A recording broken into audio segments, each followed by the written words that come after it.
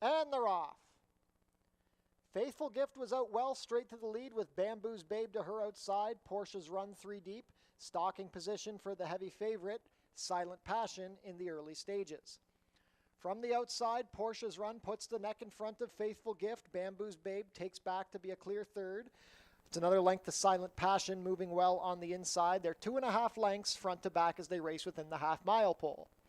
The opening quarter was 23-2 into the wind. Portia's Run with a half-length advantage, now a length on Faithful Gift. Silent Passion has overtaken Bamboo's Babe and come off the rail to move into second past Faithful Gift. Bamboo's Babe is the trailer. Portia's Run is shaken 2 lengths clear of Faithful Gift, but Silent Passion is creeping up with every stride. Faithful Gift still in contention from third. Bamboo's Babe is tailed off at the back. The half was 47-3. They're 3 across the track at the head of the lane. Faithful Gift splitting horses. Silent Passion down the far outside. Portia's Run going to try and find more. It's Faithful Gift and Melanie Pinto. Silent Passion and Edgar Zenteno battling it out in the final furlong, and the advantage is going to Faithful Gift. Faithful Gift is up by a length. Silent Passion is trying, but not doing enough. Faithful Gift will prevail. Faithful Gift by 2 to start the day. Silent Passion, then Portia's Run and Bamboo's Babe. 6 furlongs and 1:14-1.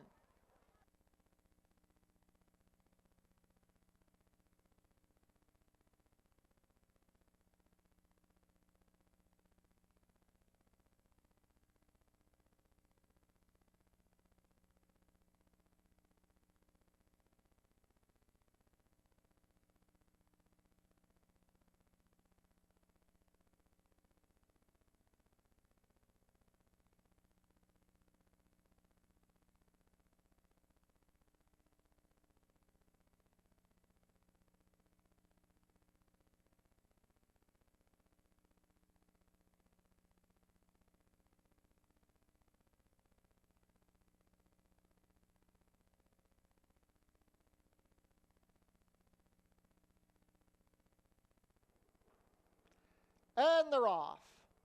Moral Turpitude hopped a bit at the start.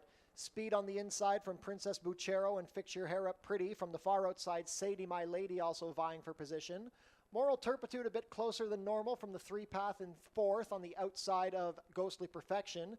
Then we have Always Rosie, and the early trailer will be Doodle Dandy. It's a 3-way battle as they round the clubhouse turn, with the advantage going to Princess Buchero. Sadie My Lady on the outside in second as Fix Your Hair Up Pretty takes back, being passed by Moral Turpitude. Snappy opening quarter, 24 seconds flat. Ghostly Perfection is under a hold from fifth, racing 2.5 lengths better than Always Rosie, and Doodle Dandy trails the field, 7 lengths off the lead. They race within the 5-furlong pole. It is Princess Buchero on top by 3/4 of a length to Sadie My Lady. Fix Your Hair Up Pretty coming back into third on the inside of Moral Turpitude, with Ghostly Perfection splitting foes as they pass the half in 48-3. On the outside towards the back is Always Rosie, and Doodle Dandy continues to trail.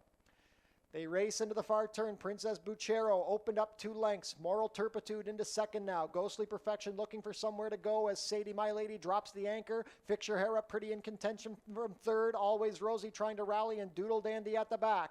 3/4 was 1:14-1. Princess Buchero has led every step, being tackled now by Moral Turpitude, who hasn't gone by yet. Room up the inside for Fix Your Hair Up Pretty and Ghostly Perfection if good enough. The gray mare, Moral Turpitude, puts the head in front of Princess Buchero. Fix Your Hair Up Pretty is trying to come. Ghostly Perfection is stalled. It's Moral Turpitude up by 2. Princess Buchero a clear second. Moral Turpitude and Jeffrey Alderson opened up 3, and Moral Turpitude will win. It's Moral Turpitude by 4 at the wire, then Princess Buchero, Ghostly Perfection, and Fix Your Hair Up Pretty, 147 flat.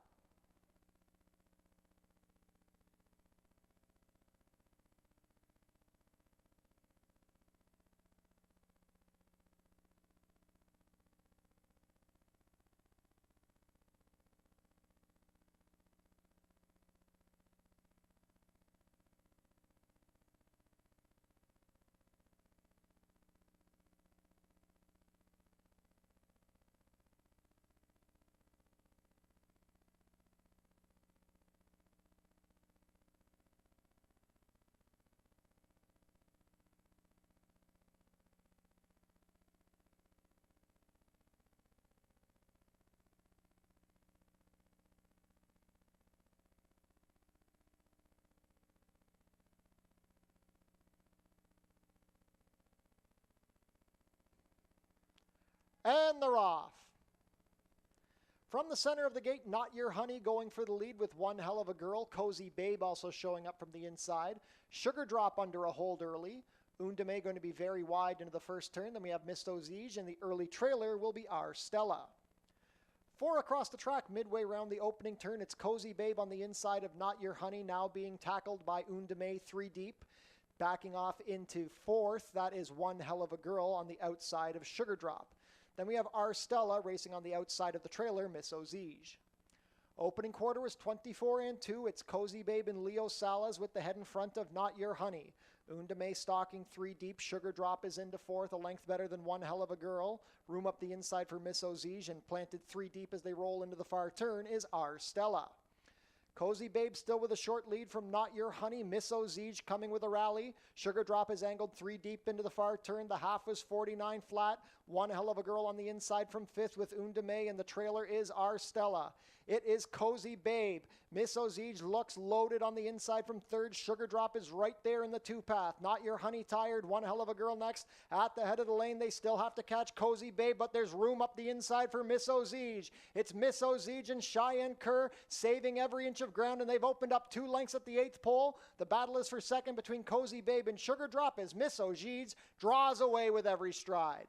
Miss Ozige, a very easy winner, going to win by 7. Cozy Babe second, then Not Your Honey well back to One Hell of a Girl. 127-3.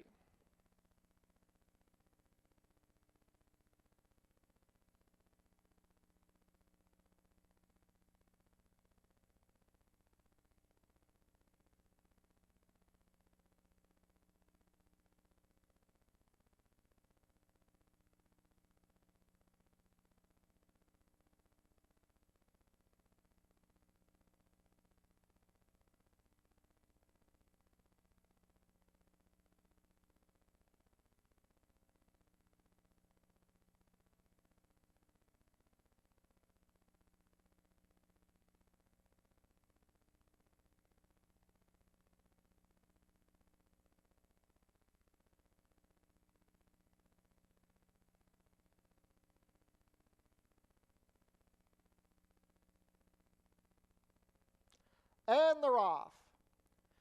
Pretty level beginning. From the outside, Name of the Game is showing speed with Mia and Me, Rise My Guy, and Wet and Wild forwardly placed from the inside. Heat Merchant trying to get into mid-pack position as Rise My Guy steadies and will now race towards the back with Inflation Nation and Attestation. It is Name of the Game with a half-length lead over Wet and Wild. Heat Merchant is racing in 3rd on the inside of Where Is Essa. Rise My Guy has been tugging at the rider and now tries to split foes as they pass the quarter in 22-2. The trailing duo are Inflation Nation and Attestation. 3 furlongs to travel. It's Name of the Game and Ishmael Mascara leading the way by 2 lengths. Wet and Wild is second. Where Is Essa asked for a little more from 3rd past Rise My Guy. Then we have Heat Merchant, who's been shuffled back but trying to re-rally on the inside of Attestation. Well back to Inflation Nation. 45-3 to the half. They reach the head of the lane and they haven't reeled in Name of the Game yet. The lead is now 5 lengths. Into second, Where Is Essa with Wet and Wild. Heat Merchant with a late rally, but they got a lot of work to do and not much time to do it. It's Name of the Game up by 6. Name of the Game going on to a gate-to-wire score. Name of the Game going to win by 5 at the wire. Second was Where Is Essa, then Wet and Wild and Heat Merchant. 1-10-2.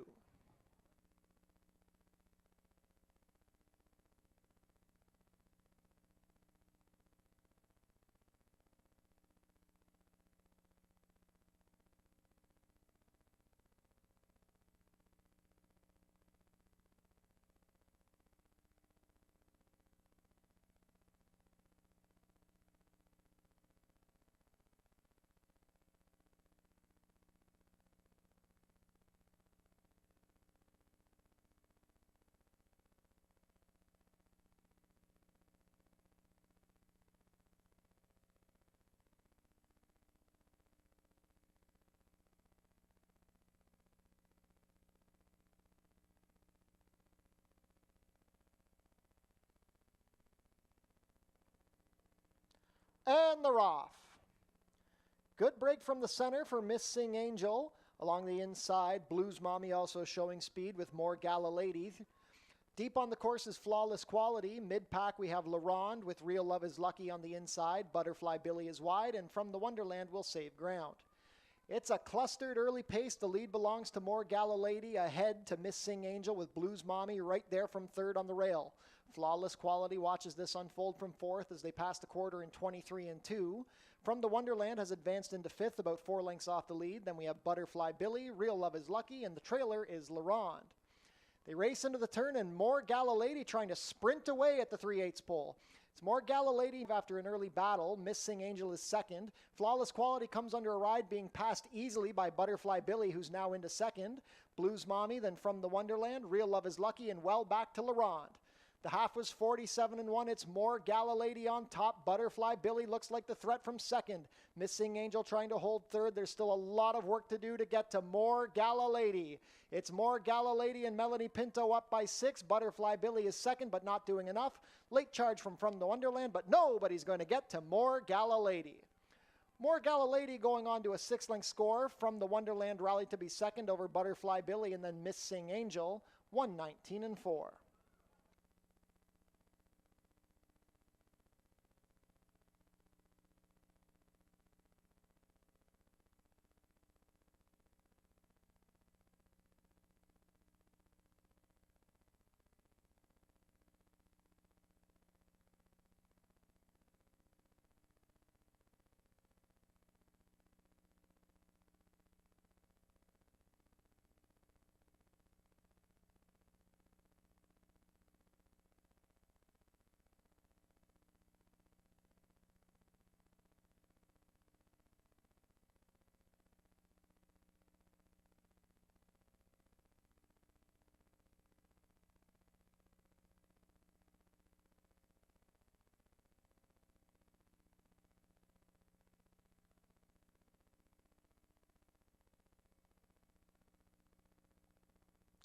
And they're off.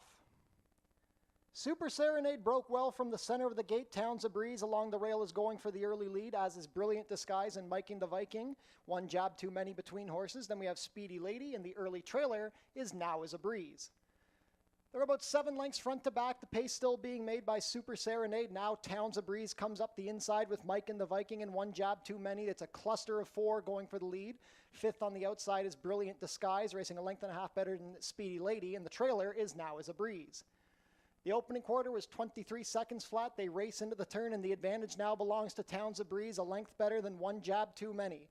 Miking the Viking is racing in third on the inside of Brilliant Disguise. Then Speedy Lady ridden along. Super Serenade has dropped back, and yet to tack on is Now is a Breeze.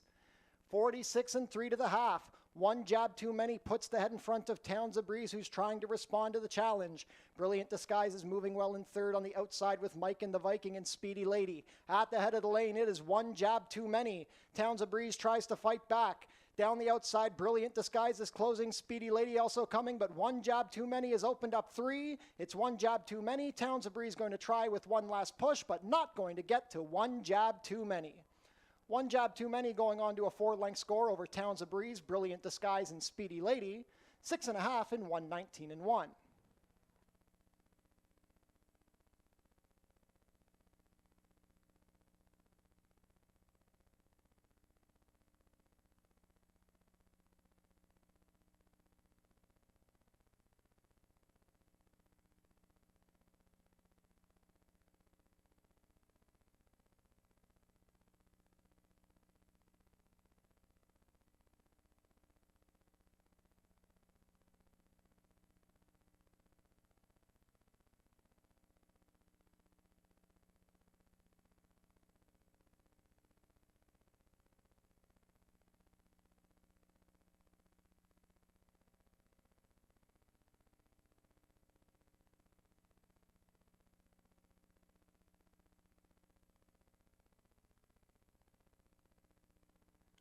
And they're off. Boston Bay out well with Victory Town from the far outside. Burkus and between horses Bongino. Short Story Long also going to vie for early position. Santiago Salsa dropping back on the inside of Storm and Dave. Then Rookie Radar. The early trailer will be Rescue That Girl. From the 8 hole, it is Victory Town who's gotten 2.5 lengths clear. Boston Bay is racing in second, short story long in tight along the rail with Burkus 3 deep. Then it's 2 more lengths back to Bongino in fifth. Storm and Dave is racing in sixth on the outside of Santiago Salsa. Then we have Rookie Radar coming to the outside, and it's well back to rescue that girl who has 15 lengths to make up on the leader. Victory Town completed the opening quarter in 23 and 3. He has sprinted 6 lengths clear as they race towards the far turn. Boston Bay and Burkus continue to share position, about to be joined by Bongino 3 deep. Short story long begins to tire. Between horses, we have a rally from Storm and Dave with Rookie Radar. Then towards the back, Santiago Salsa and Rescue That Girl. 46 and 4 to the half. It is still Victory Town leading the way. Second on the inside is Boston Bay with Bongino. Storm and Dave is into fourth as Burkus begins to tire. Rookie Radar trying to rally. At the head of the lane, it's Victory Town, but the strides are shortening. Boston Bay has room up the inside. Bongino is there, and Storm and Dave is coming down the outside. Here comes the cavalry charge. Storm and Dave, Boston Bay in tight. Bongino had to steady there as Storm and Dave took the lead. Victory Town tries to fight back, but Storm and Dave is going best and kicks clear to a 2-length win. Storm and Dave and Alexis Sanchez over Victory Town, then Boston Bay, Bongino, and Rescue That Girl. 127 and 1.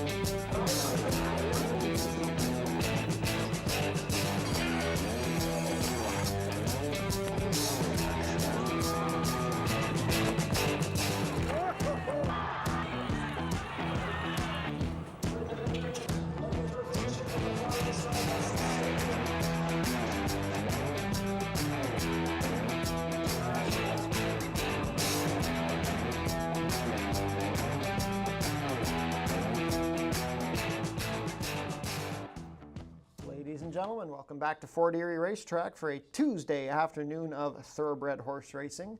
7 races on tap today. It is a windy day, solid wind coming out of the west at 12 miles per hour. It's 19 degrees Celsius or 67 Fahrenheit. Main track is fast and the turf is listed as good with the rail out 12 feet, 29 minutes to first post. Visit our website, fortierieracing.com, for information about everything going on here at the track. Tune into the pre-race show for info about the track conditions, scratches and changes, handicapping analysis, and info about upcoming races and events. Racing is back next week at Fort Erie. Monday's Labor Day card will start at 12:15, and then Tuesday, September 2nd, will be starting at 3 o'clock. Be sure to stick around tonight after the last race for our final free summer concert featuring Almost Cool. Be sure to come out on Labor Day, Monday, September 1st for the Puss in Boots Cup. Labor Day post time will be 12:15. The post position draw for the Prince of Wales Stakes is taking place on Thursday, September 4th at noon. You can catch the live stream at fortierieracing.com. Mark your calendars. The 90th running of the Prince of Wales Stakes will take place on Tuesday, September 9th. Post time will be 1:30. And Prince of Wales Stakes Day will feature a fashion contest this year. The best dressed lady wins a $200 gift certificate to Lasting Impressions women's clothing shop in Ridgeway. Fort Erie's Track-O-Lantern is returning on October 13th, kicking off at noon. Kids in costume can come and trick or treat around the track. Be sure to come out for Fan Appreciation Day, closing day Tuesday, October 21st. Post time will be 12:15. We'll have free programs, prize draws between races, and a mandatory jackpot high five payout. Be sure to book your table in the Turfside Dining Room, open on live racing days. Reservations are recommended. Head down to the Paddock Shack for burgers, hot dogs, sausages, fries, and poutine, plus beer and soft drinks, located near the walking ring. Treat your team to an exciting day at the races. It's only $12.39 per person. The track pack includes 1 food item, 1 drink, and a Fort Erie live racing program. For more information, go to our website. Become a member of HPIBet.com today. Get $100 when you bet $100, plus your first bet is on us. We're having non-winning ticket draws today. Put your name and phone number on the back of your losing tickets and drop it in the basket at customer service to enter the prize draw. Today's prize draw features a new Fort Erie tote bag. The tote bags are also available for purchase at customer service. Tune into Your TV Niagara for the Fort Erie Race Replay Show, Channel 700, Thursdays at 10:30 and Saturdays at 10. We'd like to say thank you to our partners, Oneida New Holland of Niagara, who have provided us with a new tractor for maintenance this season. We'd also like to say thank you to our new partners at True Green Professional Lawn Care. They've been helping us keep our grass looking green and lush. And Fort Erie is pleased to welcome a new partner, Downtown Dental Care, where new owner and lead dentist Dr. Amika George is ready to serve your smile with services including dental emergencies, dental restoration, dental implants, and teeth whitening. Pick 5 pools guaranteed at $10,000 today. The Pick 5s begin in races 1 and 3. Pick 4s guaranteed at $7,500. They kick off in races 2 and 4. Smoking is allowed in designated areas only at Fort Erie Racetrack. No food or beverage are allowed in these areas, and no cannabis is allowed on the property. Up next are today's changes. In race 1, Vet Scratch the number 3, Lulu's Lullaby. In race 2, we have a Steward Scratch of the number 6, Forest Flash. In race 3, Steward Scratch the main track only, number 8, Strong Ending. Race 4 is clear, no changes in the 4th. In race 5, Vet Scratch the number 3, The Dream Listener. Race 6 is clear, no changes in race 6. Race 7, take out the Jackpot High Five. There'll be no Jackpot High Five wagering today. Steward Scratch the number 4, Wiccan Sense. And Vet Scratch the number 7, Princess Rosina.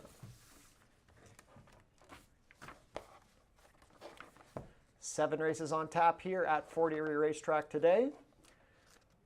Fast on the main track, good on the turf. Let's take a look at our selections for today's card.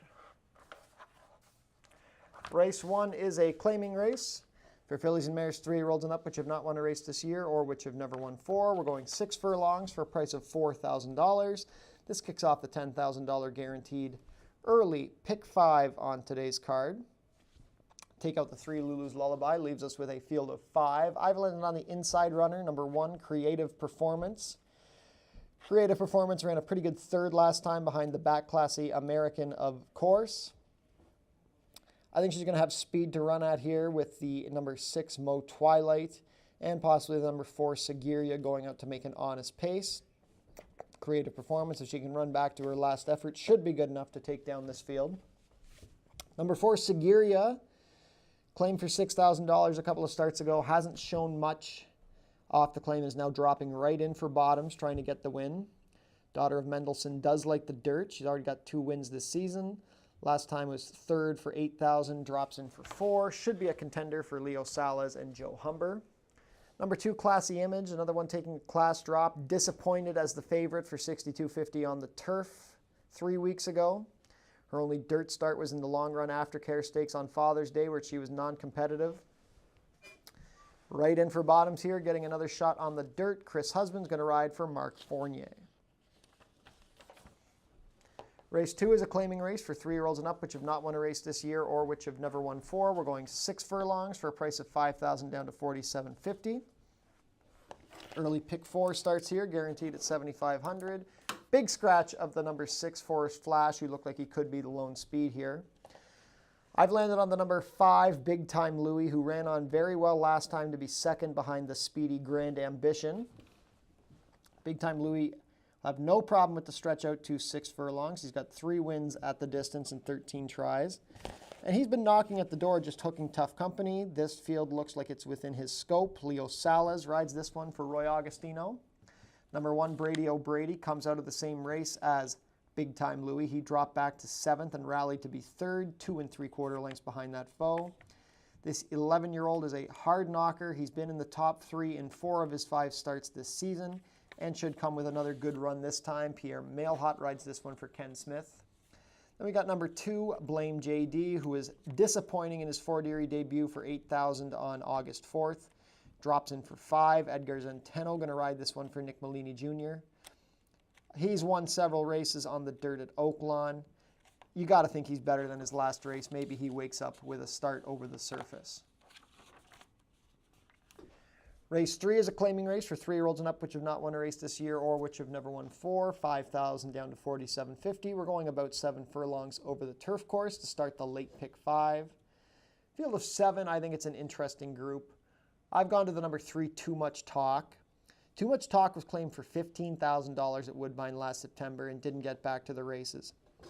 Now he shows up here. He was claimed with Willie Armada at Woodbine. Now he comes down here, moves to the Roy Agostino barn. He's had a few easy breezes coming into this race. Not been trained hard. Loves the turf course up at Woodbine. He should have no problem here. He's plunged right in for $5,000. They're doing what they've got to do to try and win with this horse. Leo Salas riding this one for Roy Agostino and Michael Bellissimo. Should be very live. The number 2, Sea Scout, comes down from Woodbine for Bev Chubb. This is a co-homebred for owner Mike Fletcher, 9-year-old son of Balthazar's Gift. He's been running against much tougher up at Woodbine, the Open 7500s. Those have been solid races. They always are up at Woodbine. Last year he was able to win an Open 7500 back in November. He's never won on turf, but he has had good results with good speed figures on turf. He's drawn well. Juan Crawford, co-leading rider, should be very live in this spot. Then I've gone to the number 6, Hardware Gap, another Roy Agostino trainee who was able to win a $6,250 non-3 over the turf on August 5th. Had a much better trip than what he'd had in his first 2 starts of the season. Chris Husbands retains the mount. They drop him in for 5 for his first start at the non-1 of the year, non-4 level. Hardware Gap in with a chance to double up. Race 4 is a claiming race for fillies and mares 3-year-olds and up which have never won 3. We're going 6 furlongs for a price of $5,000 down to $4,750. Late pick 4 starts here. The Sharon Chicotto barn has a very strong 1-2 punch entered here. I've opted to the number 4, Legs Like Flatter, as has Ashley in the DRF. Legs Like Flatter made her Fort Erie debut 2 weeks ago and ran a very nice race to win a 4,000 non-winners of 2. It was a 4-horse field, but it wasn't awful for the level. We know she likes the dirt. She's stepping up. Her speed figures are good, and she should have some pace to run at here. But the stablemate number 2, Misty Point, you definitely could say she has the class edge. She was second behind Crimson Knights for 62.50 last time, now drops in for 5. Her good races have all been good enough to win this race this year. I mean, she's hit the top 3 in 4 of her 6 starts this year. She's fairly consistent. She likes the dirt, should have a good trip. Chris Husband's riding. I think the Chicotto barn is going to be extremely tough to beat here. In for the show spot, I've gone with the number 5, Golden Spring, who's going to be one of the speed factors here. Tap Room could also go, as could Loaded Secret. It could be a bit of a scrum up early. Golden Spring was 3rd, 1 1/4 lengths behind Misty Point last time. Drops back in for 5. Ran a good second behind Ash Carnelli back in July, not without a shot. Leo Salas gets the mount this time. He won on her last September. Race 5 is a claiming race for 3-year-olds and up, which of number 1-2, going for 5,000 down to 47.50, 6 furlongs the distance. Final pick 3 of the day, starting here. Scratch the 3, the Dream Listener. Leaves us with a field of 5. Number 5, Hey Luigi, makes his 3rd start of the year here. He ran a good second behind People Are People when running for 8,000 on August 4th. Now they drop him in for 5. Showed that he likes the dirt, should have some pace to chase here. Alexis Sanchez, disqualified from a winner yesterday. This looks like a live one for the Joe Humber barn, who also is represented by Ontario Holiday. Number 1, Lawn Rose Gamble. Ran a decent race at Woodbine 2 starts ago for 7,500, mile and 16th. Dropped back to the rear and rallied up the rail to be 4th. So-called Vacation won that race. Smart Almasty came out of that race to win.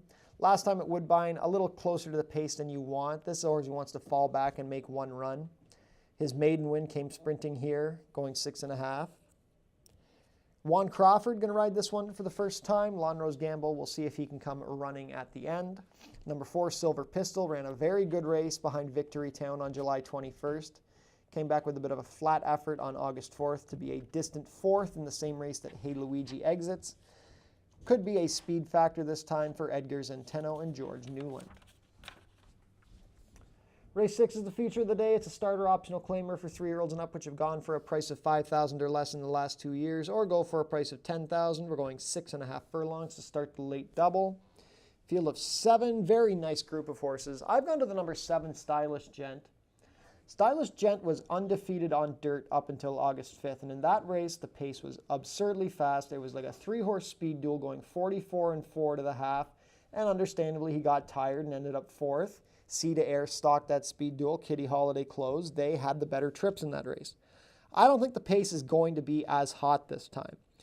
So Stylish Gent can break cleanly and get to the lead and not have to wear himself out in the first half mile. I think he can turn things back around. Tony Adamo trains this one for Icon Racing Stables. Jalon Samuel coming down for the mount. Number 3, Have to Reload. Have to Reload, looking at things the other way, he was off the pace last time on August 12th. Normally he wants to be close, but last time he fell back to 6th and ran on pretty well to be 4th behind Truly Mischief and Bella Future. That's a good group of horses. The start before that, he was a very game second, a half length to Bella Future. He beat Kitty Holiday that day. He's 6-1 on the morning line. Kitty Holiday is 9-2. Melanie Pinto had a big day yesterday. The Mike Blake Barnes entrants have been running much more good races than poor this year. Have to Reload. Definitely looks like a contender. For the show spot, number 2, Sea to Air. He had that perfect stalking trip when he won that aforementioned race over Kitty Holiday and Stylish Gent on August 5th. He's a bit of an inconsistent type. Sometimes he will throw in a clunker, but the Voice Barn live much more often than not. Ishmael Mascara had a win yesterday. Sea to Air, definitely a threat to double up. Last race of the day, race 7, is a fillies and mares claiming race for 3-year-olds and up, which have never won 2. 5,000 down to 47.50, going about 7 furlongs on the turf course. Scratches of the 4 and the 7, so we've got no jackpot high 5 today. I've gone to the number 3, Shameless Affair. This one came down from Woodbine for Phil Hall 2 weeks ago and was second best behind Legs Like Flatter on the dirt, claimed for 4,000 by the Blake Barn. I think Shameless Affair is best on the turf. Her maiden win came on the turf at Woodbine last summer. She's never been super consistent, but I do think her best efforts do come on the turf, even though her record doesn't really look like it. In a good spot, drawn well here, Melanie Pinto rides. I think Shameless Affair looks live off the claim. Number 5, In It to Win It. Second best last time on July 14th. That was a race where Taproom got a very easy lead and was able to keep going. And this one ran on to be second. She likes the turf. I think this is an easier spot than Taproom getting an easy lead. Chris Husband's going to ride this time for Kevin Buttigieg and Colebrook Farms. Then for the show spot, number 2, Impeccable Timing, had a very nice maiden win on July 13th. Rallied and kicked clear to win by 6 lengths. Wasn't a great group, but maiden claimers often aren't. She was scratched from an off-turf race back on August 17th. Shows back up here, draws a good post. Juan Crawford rides this Roy Augustino trainee, Impeccable Timing. Good shot to double up. 13 minutes to first post today. Best of luck with all of your wagers and enjoy this beautiful day here at Fort Erie Racetrack.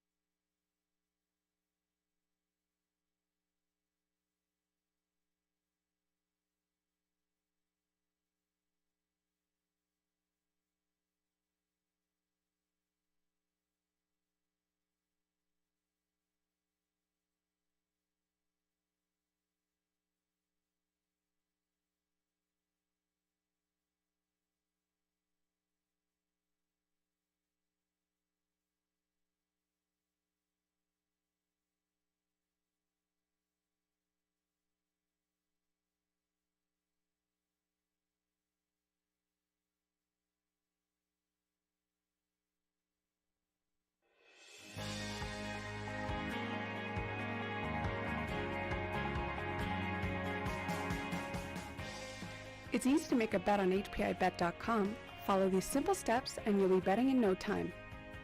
First, go to the HPIBet.com website. Sign in to your HPIBet account. Find the track and race you want to bet on. Click on the Place Bet button. Click on the bet type you want to wager with. Click on the amount you want to wager. Click on the horse you want to wager on. Click on the green Place Bet button. Review your bet confirmation information. It's all done. Remember, all this can be done on most mobile devices. Now cheer on your pick to victory.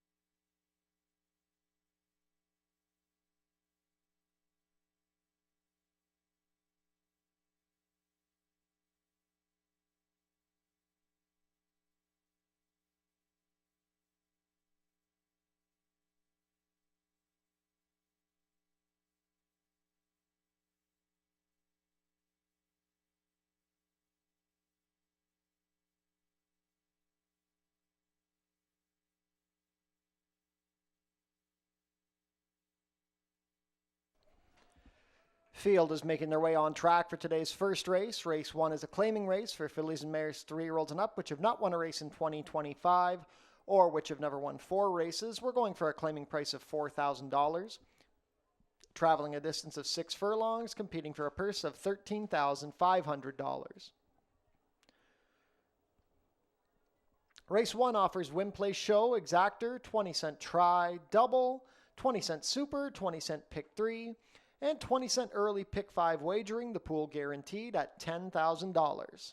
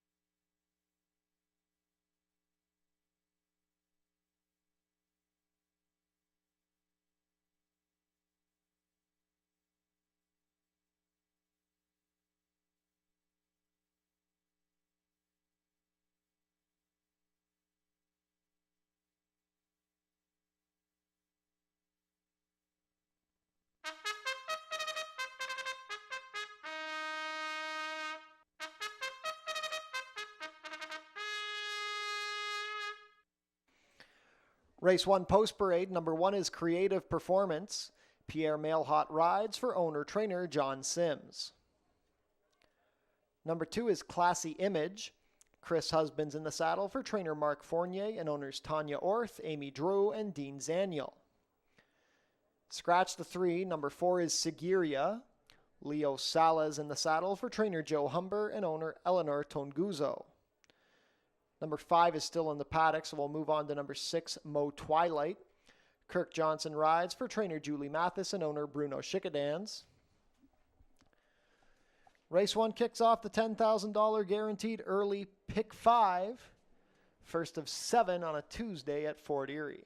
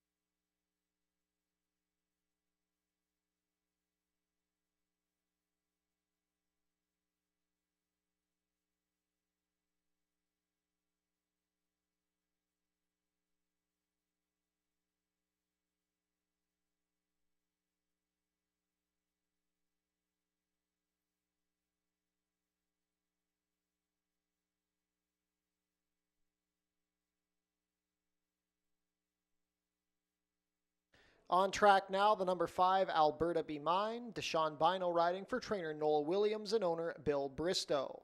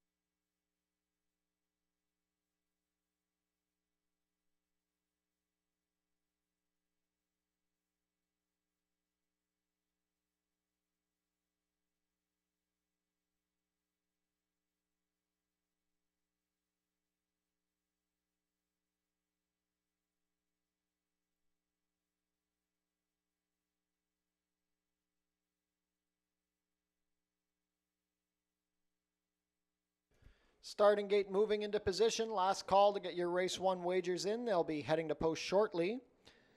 3 to 5 favoritism on the number 2, Classy Image. 5 to 2 support on the number 4, Sigiriya. This race starts to $10,000 guaranteed early, pick 5.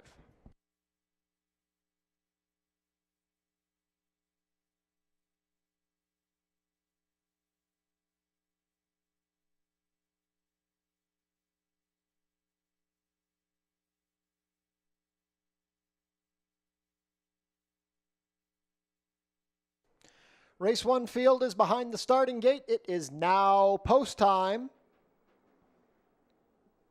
First in, Creative Performance with Pierre Mailhot.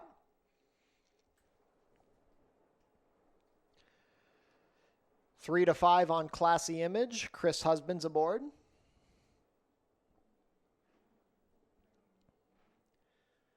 Sigiriya with Leo Salas. Deshaun Bino aboard Alberta Be Mine. Last in will be Mo Twilight and Kirk Johnson. All set.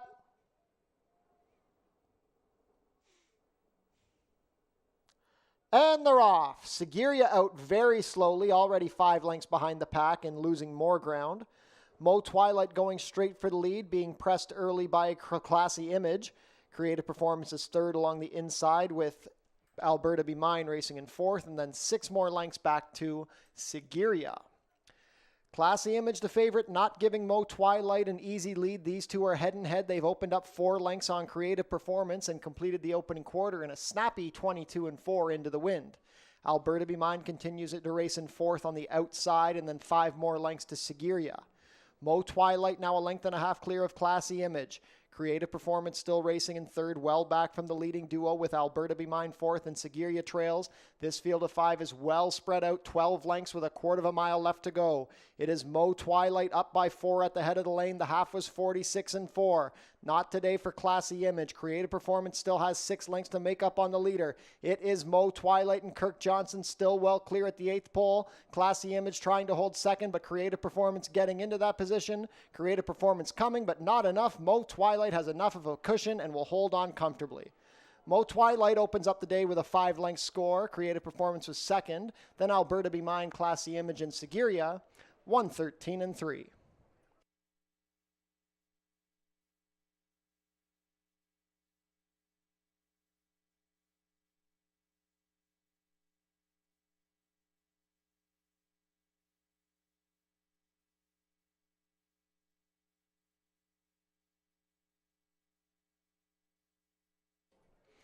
Unofficial in race 1, the winner is number 6, Mo Twilight. Second is the 1, Creative Performance. Third, number 5, Alberta Be Mine. And fourth, number 2, Classy Image. Unofficial race 1 order, 6-1-5-2.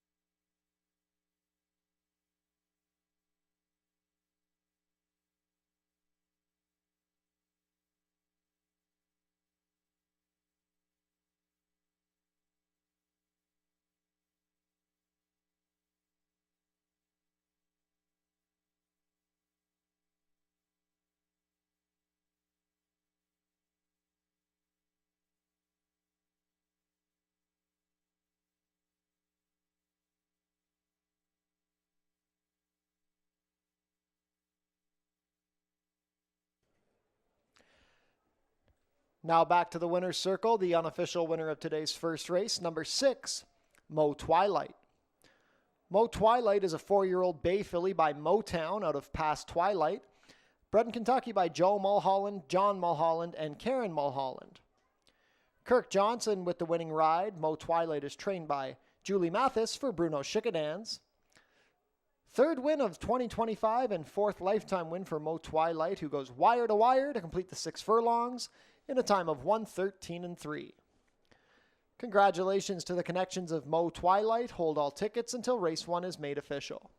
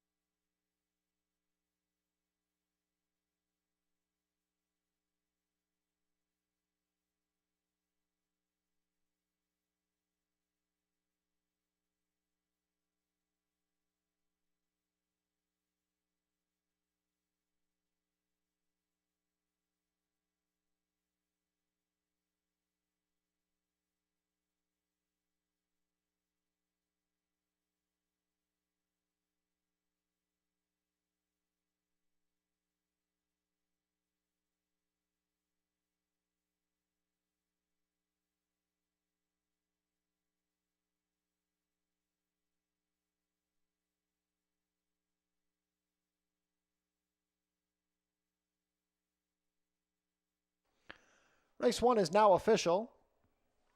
Prices are up. Mo Twilight, $19.30 to win, $9.80 and $13.60 to show. Second was the One Creative Performance, $6 to place, $4.50. Third, number 5, Alberta Be Mine, $13.40 to show. $2 Exacta, 6-1, $76.10. The $1 Try, 615, $148.35. $1 Super, 6152, $338.70.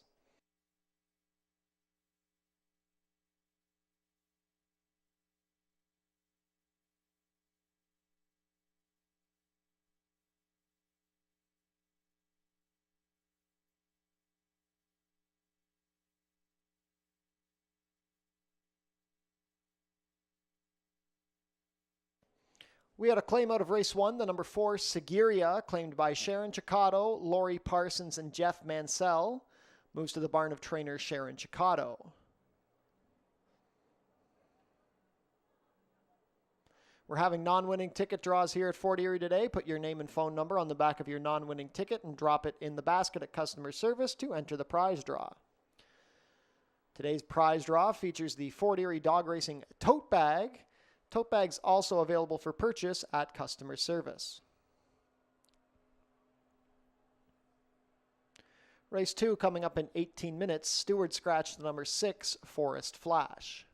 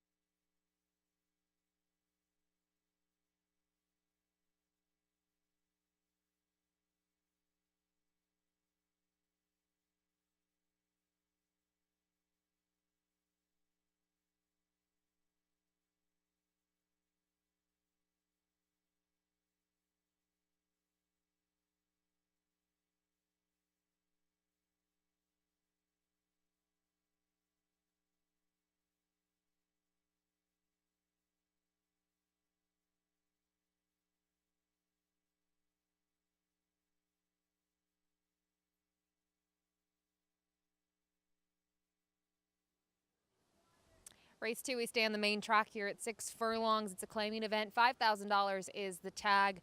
And interesting group here. It's going to kick off the early pick 4 sequence. And I say it's interesting. The big favorite in here, the 6-4's Flash, is out, which leaves us with a field of 5. And I feel like this race is a little murky from a pace perspective. Who's going to get the lead? I feel like we have some more closers in this group than we do have pace setters, and I think that can make it difficult here.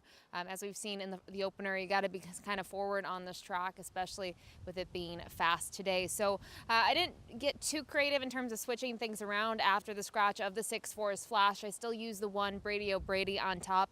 Little concerned with him, though, in terms of where he can be placed. I think you can kind of see the direction that his rider's probably going to have to go. It's going to be similar to those races 4 back. He can be more forward, and he needs to be put into the race, though, I think, to be effective. That was his one of his better performances this year. It was his best, though, in terms of a Beyer speed figure. He got a 68 in there and really came second behind Commander Joe. Since then, he's done very little wrong. He has a win under his belt 3 starts back, but most recently, they went very quick early on. They only went 5/8, though, and he closed to pick up a minor, but he was towards the back of the pack, which could be a little concerning for him. So hopefully with the inside draw, compact field, he can be a tad more forward than he was last out. The 5 Big Time Louie, another one that's been extra consistent this year. He is looking for his first win, though, in 2025. 3 for 4 in the money. A horse that I thought last time out, he was a good second at a big price behind Grand Ambition. You can see, though, 2 starts back, he was behind Brady O'Brady. And, I don't know what he's going to need to do to turn the tables. I think the question also here becomes a little bit of the 6 furlong distance. He can close, but in sometimes we've seen him at 5.5. It works out.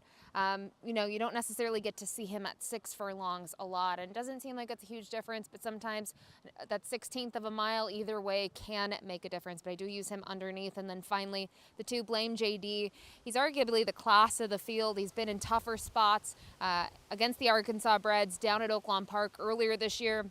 Then they sent him up to Woodbine, where he was competitive in 2 of his 3 efforts there, but most recently, he never got going. I think the main thing is this is a drop-in class for him. It's another start in the barn. They've become a little bit more familiar with him.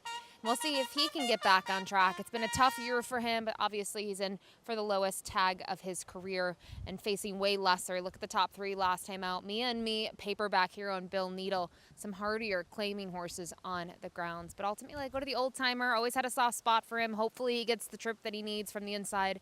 That's the number 1, Brady O'Brady. Good luck.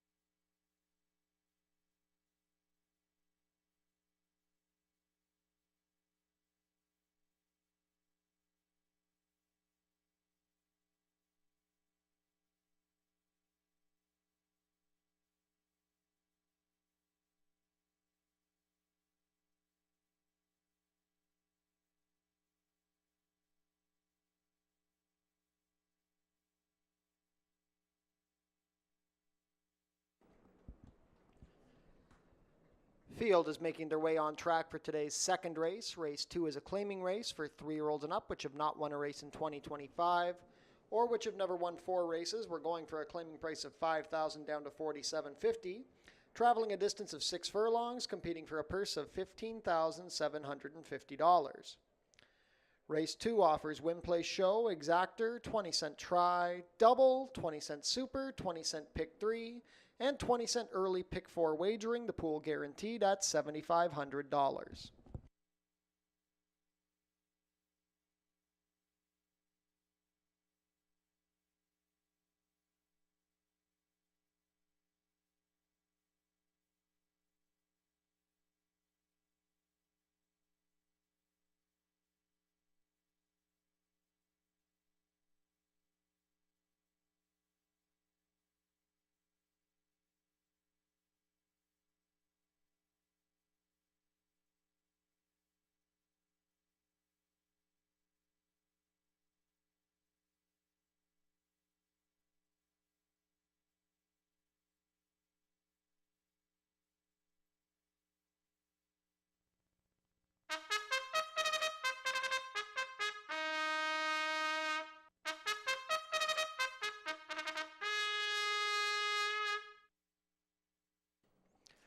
Race 2 post parade number 1 is Brady O'Brady, Pierre Mailhot riding for trainer Ken Smith and owner Radcliffe Racing Stable.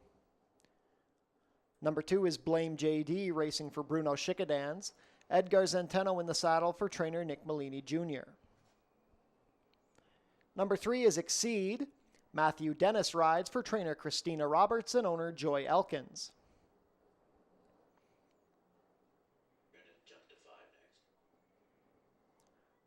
We'll come back to the 4. Number 5 is Big Time Louie. Leo Salas riding for trainer Roy Augustino and owner Even Stevens Stables. Scratch the 6. On screen now, number 4, Fascination Street. Kirk Johnson riding for trainer Ken Albu and owner Six Brothers Stable. 3 minutes to post for race 2. $7,500 guaranteed early pick 4 starts here.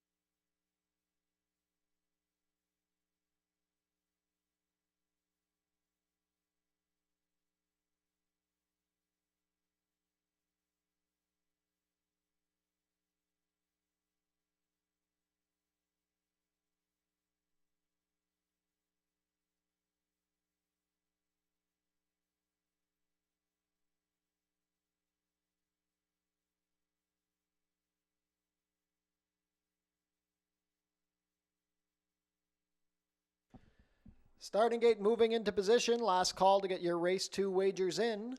1 to 5 favorite, the number 5, Big Time Louie. 7 to 2 support on the number 2, Blame JD. $7,500 guaranteed early pick 4 starts here in race 2.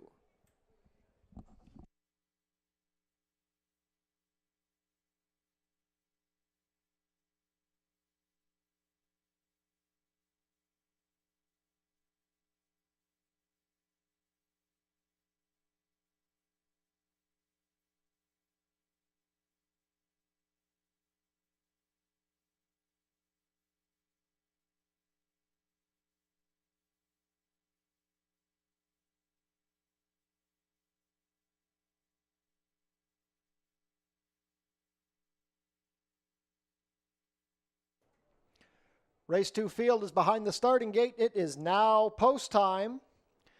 2 to 5 on Big Time Louie as we begin loading. First in will be Brady O'Brady and Pierre Mailhot.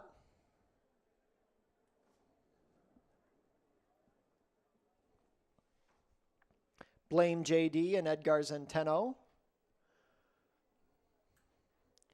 Exceed with Matthew Dennis.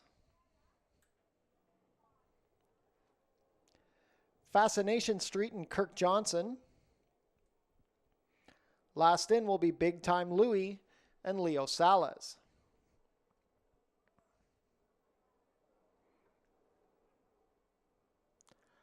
All set. And they're off. Very level beginning. Big Time Louie out well from the outside. Now Fascination Street is showing up with Exceed also forwardly placed. Along the rail is Brady O'Brady. The early trailer is Blame JD, but there's less than 3 lengths front to back. It's Fascination Street and Big Time Louie in an early speed duel. They've opened up 2 lengths on Brady O'Brady. Blame JD races between horses with the new trailer Exceed on the far outside. The opening quarter was 22-3. Now Big Time Louie lets out a notch and opens up a length as they race into the turn. Fascination Street being passed by Blame JD. Brady O'Brady ridden along, and Exceed is the trailer. It is Big Time Louie up by 2 with 5/16 of a mile to travel.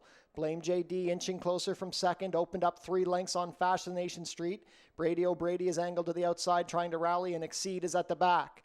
The half was 46-2 at the head of the lane. It is Big Time Louie on top. Blame JD is trying down the outside. It's well back to Brady O'Brady. Big Time Louie is up by 2 with less than a furlong to travel. Blame JD is still trying but not doing enough. Big Time Louie is opening up late. Big Time Louie and Leo Salas going on to a 3-length score. Blame JD second, then Brady O'Brady and Fascination Street 1:11-4.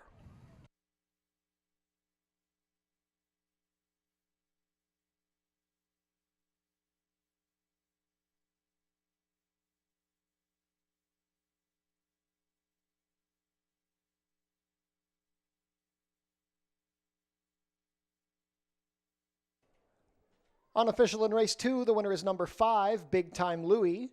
Second is the 2, Blame JD. Third, number 1, Brady O'Brady. And fourth, number 4, Fascination Street. Unofficial race 2 order, 5-2-1-4.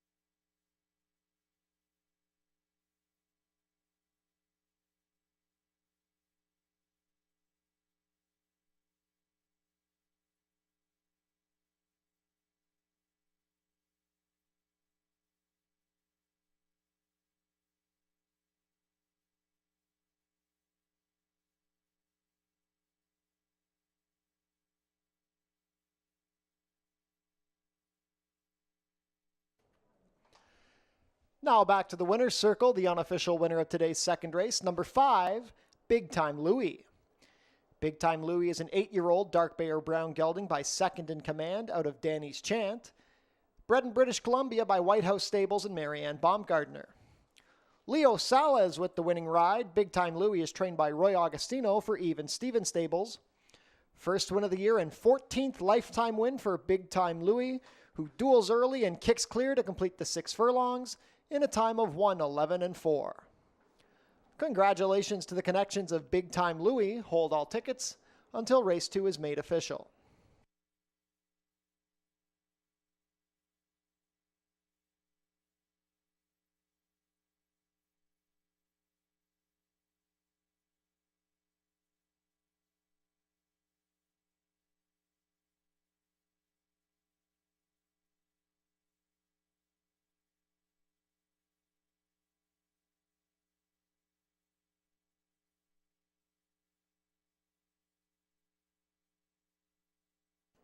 Race 2 is now official. Prices are up. Big Time Louie pays $460 to win, $210 and $210. Second, number 2, Blame JD, $250 to place, $210. Third, number 1, Brady O'Brady, $210 to show. $2 exacta, 5-2, $760. The $1 try, 5-2-1, $760. $1 super, 5-2-1-4, $1565. And the $2 double, 6-5, $5860.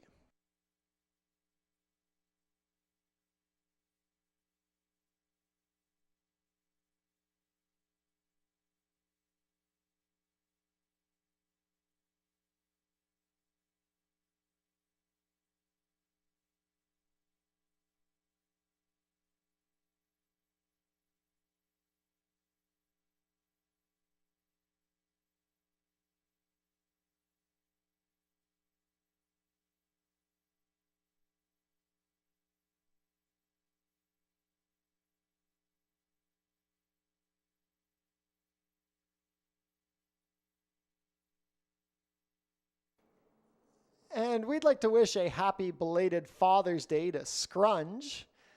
We love you lots. Happy Father's Day, Scrunge.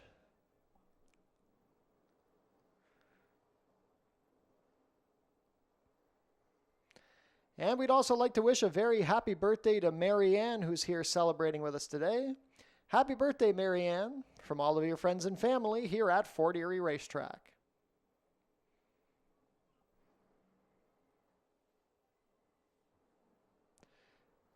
And we'd like to send a warm welcome to our group from Vine Ridge Resort, who's here with us at the races today. Thank you for coming and enjoy your day here at Fort Erie Racetrack. Race 3 coming up in 16 minutes. Stewart Scratch, the main track only, number 8, Strong Ending.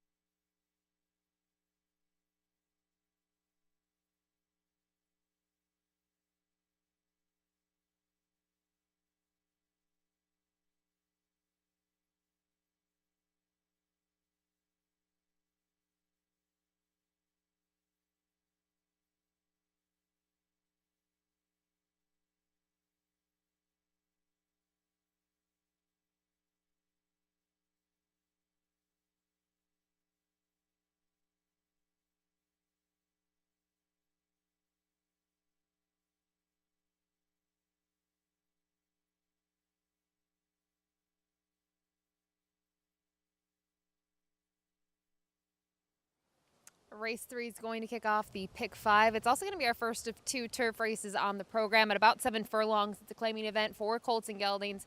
$5,000 is the claiming price. I'll kick things off here with the number 5, Prince for a Day. This one for Joe Humber, a horse that didn't run all that well last time out, but at the same time opened up a sizable lead and surrendered to finish 5th, beaten by 2 3/4. I think for this one, it's kind of getting against better horses. So while I say it's not all that great of a performance, look at the top 2 in there. Mr. Masik's was an upset, and Jack the Cat has been a very hardy horse here over the last couple of seasons, and even up at Woodbine when it comes to his grass form. So I do think for him, this is a drop in, obviously claiming price, but level as well. It was first time kind of getting against the better horses, right? You can see prior to that, he had just gotten his 3rd lifetime win. I think from a pace perspective, he's going to be somewhat forward in here, and I think that's advantageous for him against this group. So Prince for a Day on top. The number 3, Too Much Talk, 5-2 on the morning line. He's a little bit of a wild card. Obviously, he's had some setbacks. He's a 6-year-old just making his 8th career start today. And he's a horse that got rolling, then had to be on the sidelines for nearly a year. Then the same thing happened, and now making the first start in just under a year. Some big setbacks as you go through the past performances. Last time we saw him up at Woodbine was back in September, and he just never made an impact in that race. It was obviously tougher, though. Starter optional claiming competition.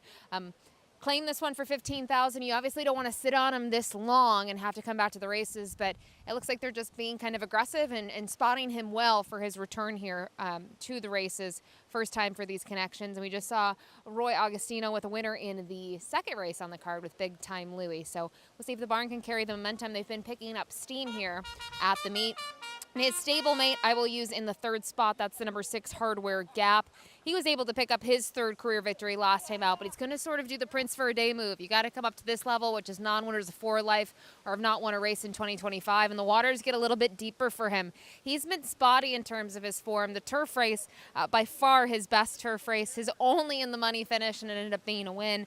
But we'll see what he can end up doing here. It's just a little bit of a different ball game for him. And I think a big thing with Hardware Gap is, let's take a good look at the price before we punch tickets. I wouldn't endorse him at extremely short price against this group. He gets Chris Husbands aboard. But for me, I'll go to the 5, Prince for a Day as the top pick. Good luck.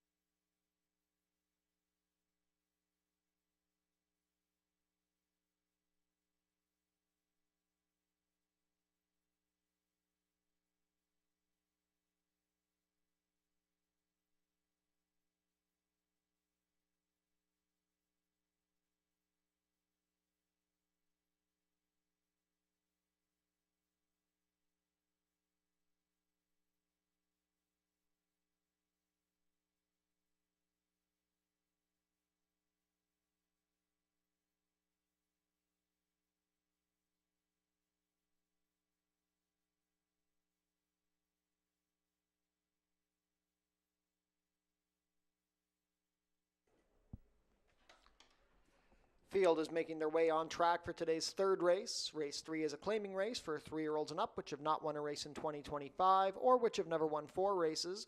We're going for a claiming price of $5,000 down to $4,750, traveling about 7 furlongs over the turf course, competing for a purse of $15,750. Race 3 offers win, play, show, exactor, 20-cent try, double, 20-cent super, 20-cent pick 3, and 20-cent late pick 5 wagering, the pool guaranteed at $10,000.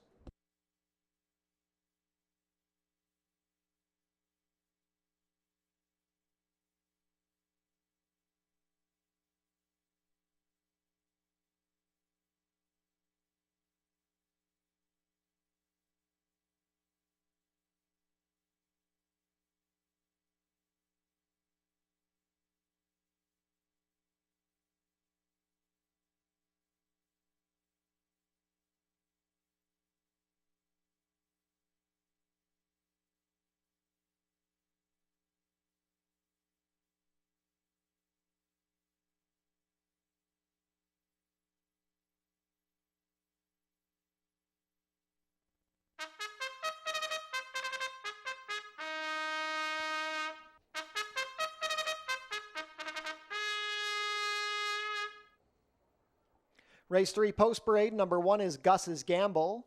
Amanda Vandermeersch rides for trainer Ken Albu and owner Six Brothers Stable. Number 2 is Sea Scout. Juan Crawford has the call for trainer Bev Chubb and owner Mike Fletcher. Number 3 is Too Much Talk. Leo Salas rides for trainer Roy Augustino and owner Michael Bellissimo.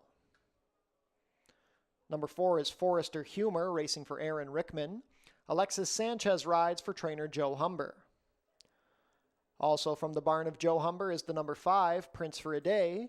Ishmael Mascara rides for Robert Elkins. Number 6 is Hardware Gap. Chris Husbands riding for trainer Roy Augustino and owner Even Stevens Stables. Completing the field is Janelle McMahon's Taylor Moon. Emil Ramsamy rides for trainer Bill McMahon. 2 minutes to post for race 3. $10,000 guaranteed late pick 5 starts here.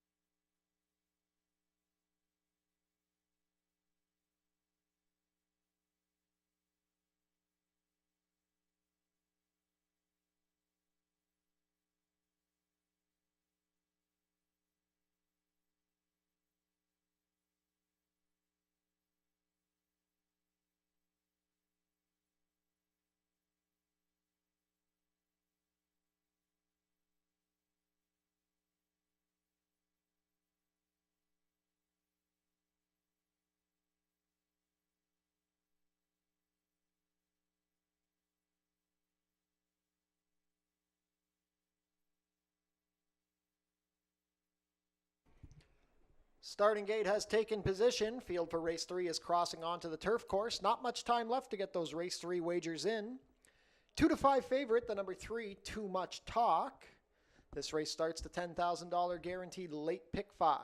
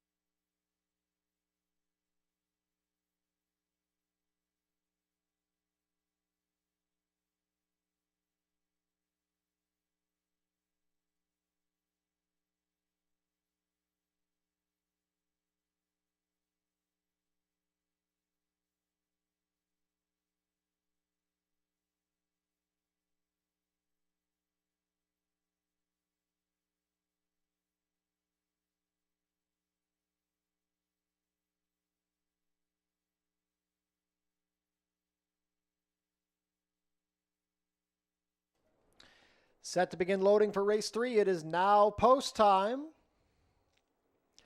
They're going to begin by backing Gus's Gamble in through the front of the gate. Amanda Vandermeer will climb back aboard.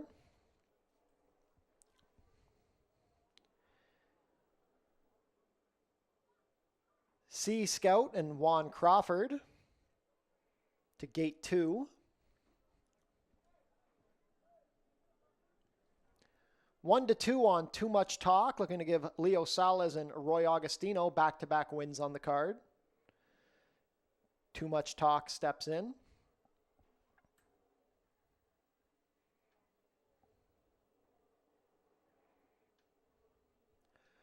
Forrester Humor and Alexis Sanchez. The Gray, Prince for a Day with Ishmael Mascara. Last out winner, Hardware Gap and Chris Husbands. Last in will be the Mare, Taylor Moon with Emil Ramsamy.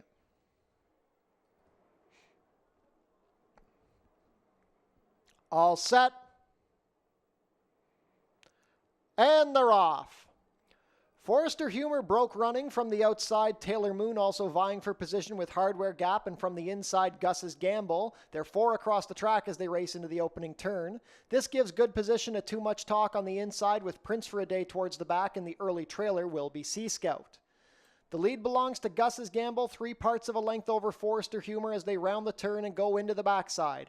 Hardware Gap is third on the outside as Taylor Moon tries to take back. 5th saving ground is Too Much Talk, 2 lengths better than Sea Scout and Prince for a Day. The opening quarter was 23-2. Gus's Gamble is up by 2 lengths.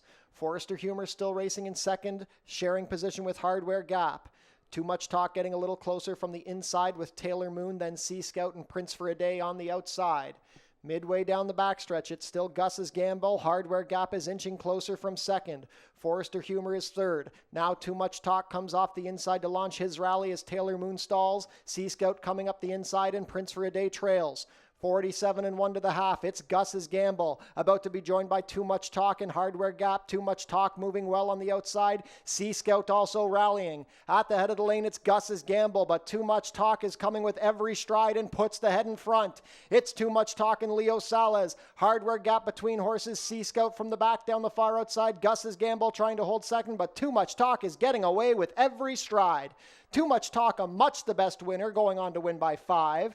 Sea Scout up for second over Gus's Gamble, then Hardware Gap, 126 flat.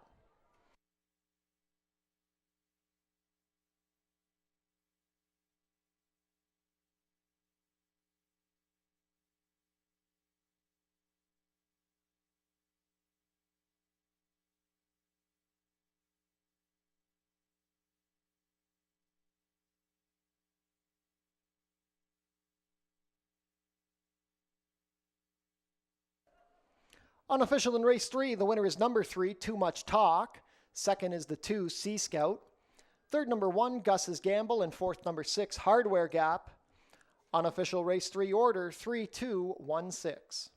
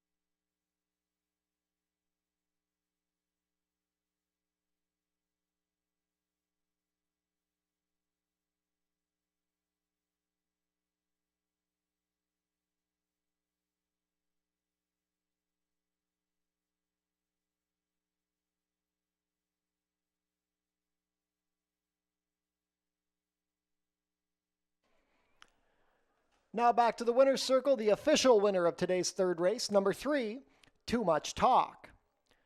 Too Much Talk is a 6-year-old bay gelding by English Channel out of Queen Martha. Richard Lister bred the winner here in Ontario. That's back-to-back wins today for the combination of jockey Leo Salas and trainer Roy Augustino. Too Much Talk is owned by Michael Bellissimo. Fourth lifetime win in 8 starts for Too Much Talk. That's his first start of the 2025 season, and he wins easily, completing the about 7 furlongs in a time of 1:26 flat. Congratulations to the connections of Too Much Talk. Race 3 prices will be posted shortly.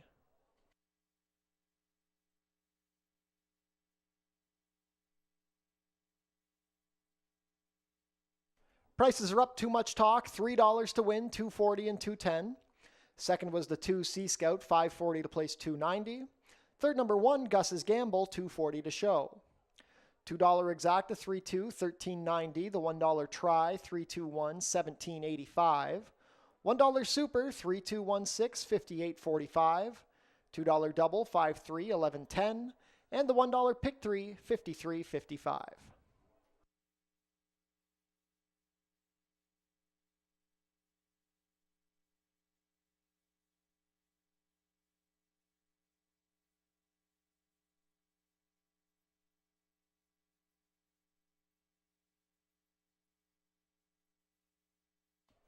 If you're on track with us today, stick around after the last race for our final free concert of the summer featuring Almost Cool. Be sure to come out on Labor Day for Puss in Boots Cup, as well as the Horse People's Luminary Cup. Post time on Labor Day will be 12:15.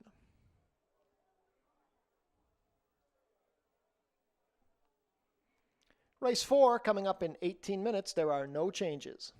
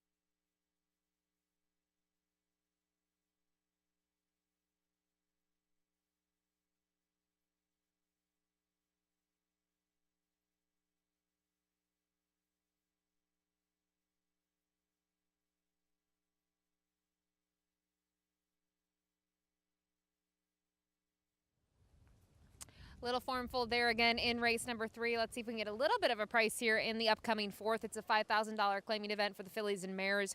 Non-winners of 3 life. 6 furlongs is the distance here on the main track. This is going to kick off our late pick 4 sequence. And I'll kick things off with the number 4, Legs Like Flatter. Was able to win on the barn change last time out. Came to Sharon Chicago, Mike Newell, the owner.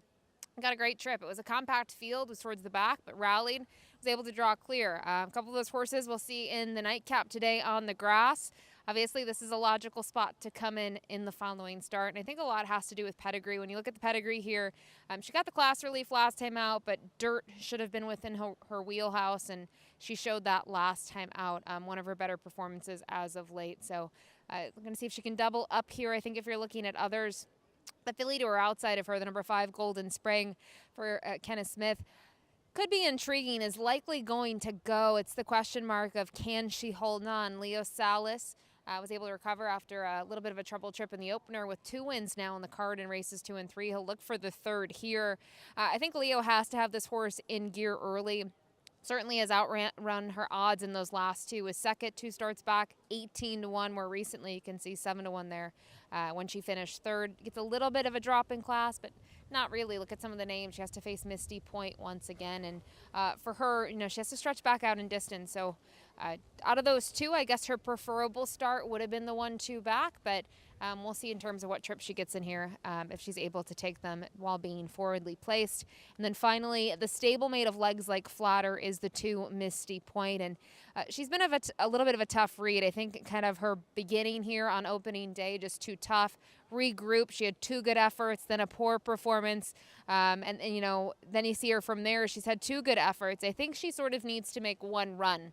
I think that's key with her, and that's kind of been the case in the last 2 with Chris Husbands climbing aboard. I know she hasn't won those starts. She's been second best. Certainly flatters her that Mo Twilight won the race 2 back. We saw that one take the opener. And then even last time out, she faced a little bit tougher, even though she faces the same names. I don't mind her going from 5 to 5.5 to now 6 furlongs. Maybe that helps her as well, and I just think it's how she's ridden. She needs to make 1 run and not be extremely far back. She can rally from off of it, but you don't want to see her lose too much ground early. The inside draw should help her chances as well. But I'll go to her stablemate, the number 4, Legs Like Flatter, as a top pick. Good luck.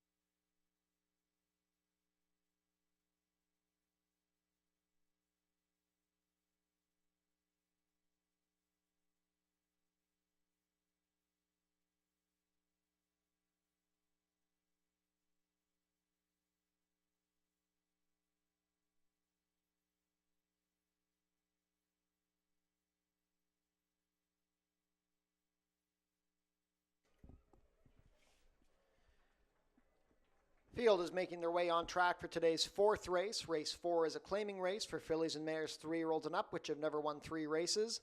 Going for a claiming price of $5,000 down to $4,750, traveling a distance of 6 furlongs, competing for a purse of $15,750. Race 4 offers win, place, show, exactor, 20-cent try, double, 20-cent super, 20-cent pick 3, and 20-cent late pick 4 wagering. That pool guaranteed at $7,500.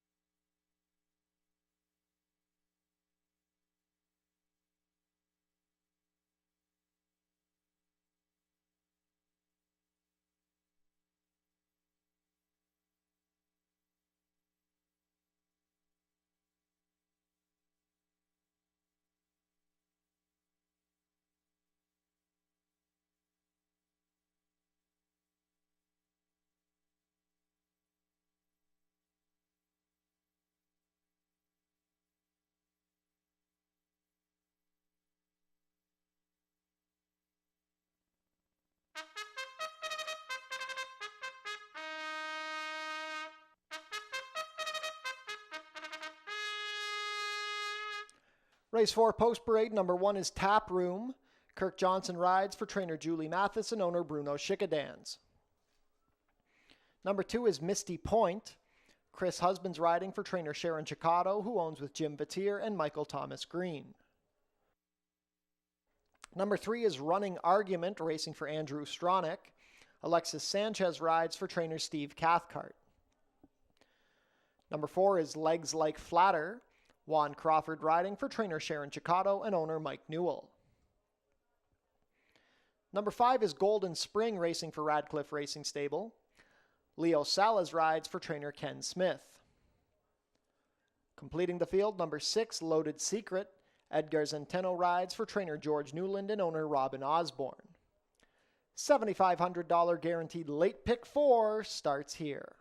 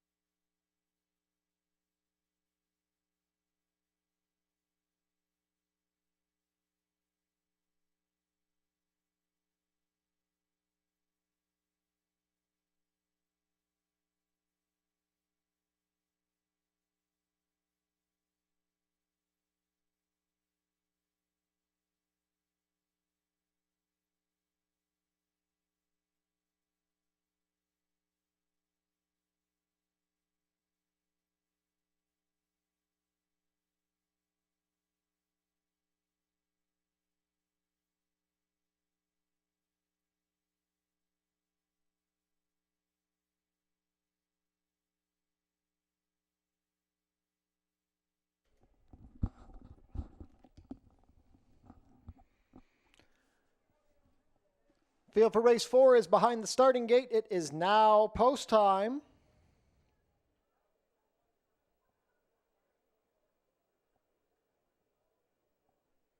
First in will be Tap Room with Kirk Johnson.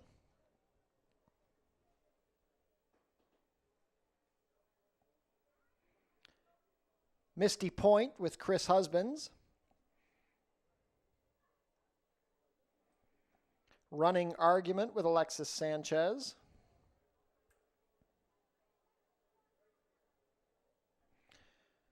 Last out winner, Legs Like Flatter with Juan Crawford. Golden Spring and Leo Salas looking for his third win on the day. Last in will be Loaded Secret with Edgar Zenteno. All set.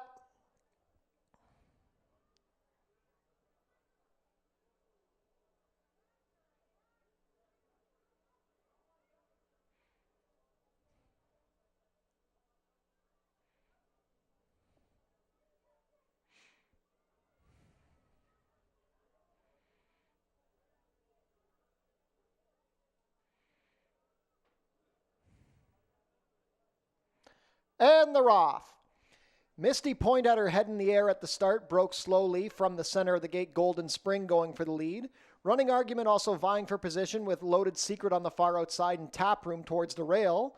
Legs Like Flatter is following this pack with the stablemate Misty Point to her inside.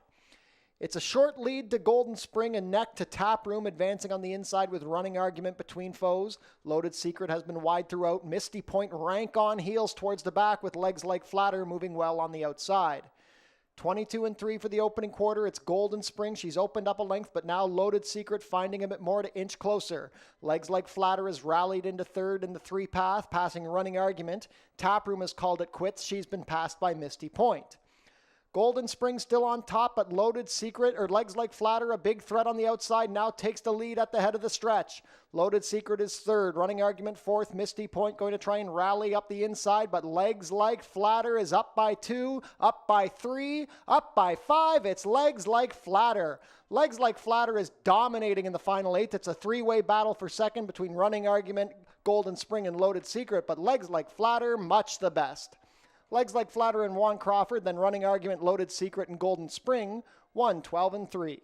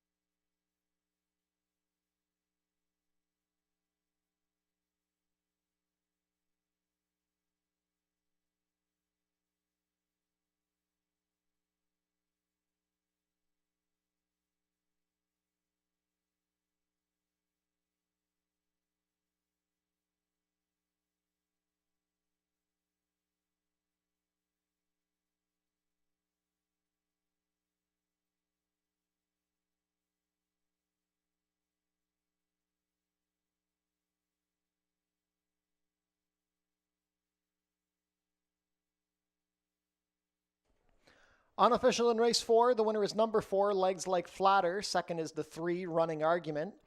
Third, number 6, Loaded Secret. And fourth, number 5, Golden Spring. Unofficial race 4 order, 4-3-6-5.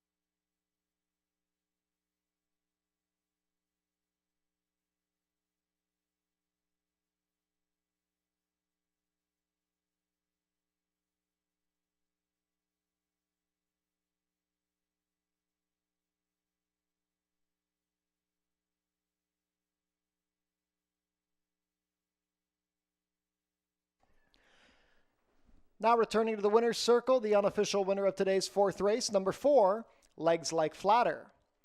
Legs Like Flatter is a 4-year-old dark bay or brown filly by Amy's Flatter out of Legs Like Betty, bred here in Ontario by Tall Oaks Farm. Juan Crawford with the winning ride. Legs Like Flatter is trained by Sharon Chicotto for Mike Newell. Back-to-back wins for Legs Like Flatter. That's her 3rd lifetime win. An easy score to complete the 6 furlongs today in a time of 1:12.3. Congratulations to the connections of Legs Like Flatter. Hold all tickets until race 4 is made official.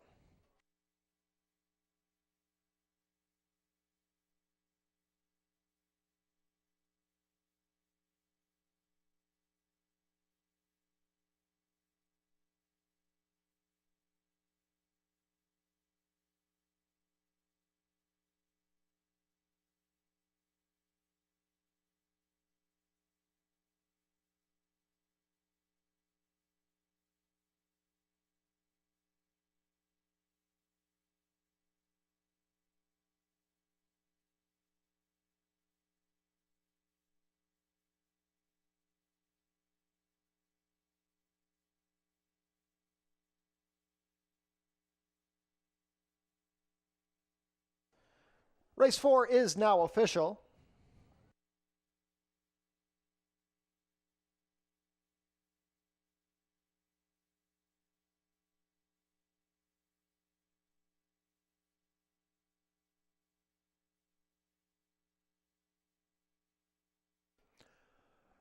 Race 4 prices, Legs Like Flatter returns $3 to win, $2.10 and $2.10. Second, number 3, Running Argument, $4 to place, $2.90. Third, number 6, Loaded Secret, $6.40 to show. $2 Exacta, $4.3, $8.80. The $1 Try, $4.36, $30.50. $1 Super, $4.365, $110, 90 cents. $2 Double, $3.4, $8.90. And the $1 Pick 3, $6.65.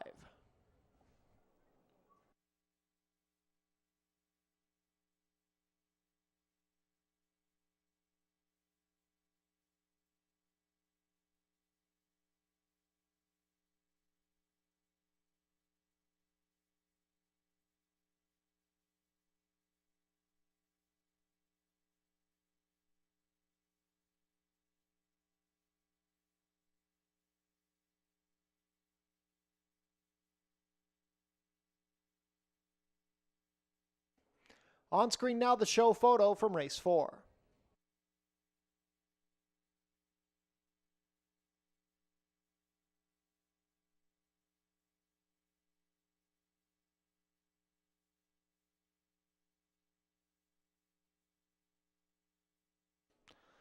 The post position draw for the Prince of Wales Stakes is taking place on Thursday, September 4th at noon. Catch the live stream at fortierieracing.com.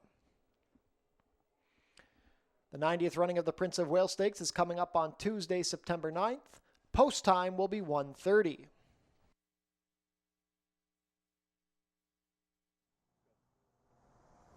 What's up, race fans? James from the Fort Erie Racetrack here, looking my best. You know how I do. But what I really want to see is all the ladies looking their best at our upcoming big race, the 90th Prince of Wales Stakes. And to celebrate, we're bringing back the fashion contest, the ever popular fashion contest. So all you have to do for the ladies who want to enter, head up the track that day, head over to the photo booth. We'll have a photographer there, snap a photo of you in your nice dress and in your hat. Tag us on our Instagram with the hashtag Prince of Wales Stakes Fashion, and you will be entered in the contest, and our panel of fashion experts will pick the best dressed lady, and she's going to win a $200 gift certificate to Lasting Impressions, the best ladies fashion store in all of Fort Erie. And if you still haven't picked out your outfit, if you don't know what you're going to wear, head over to Lasting Impressions right now. Sarah Chevalier, the owner, has the whole place stocked up. She's got the fancy fascinator, she's got the dresses, she's got everything you're going to need to be looking your best that day. So we'll see you then, Tuesday, September 9th, 90th Prince of Wales Stakes here at beautiful Fort Erie Racetrack.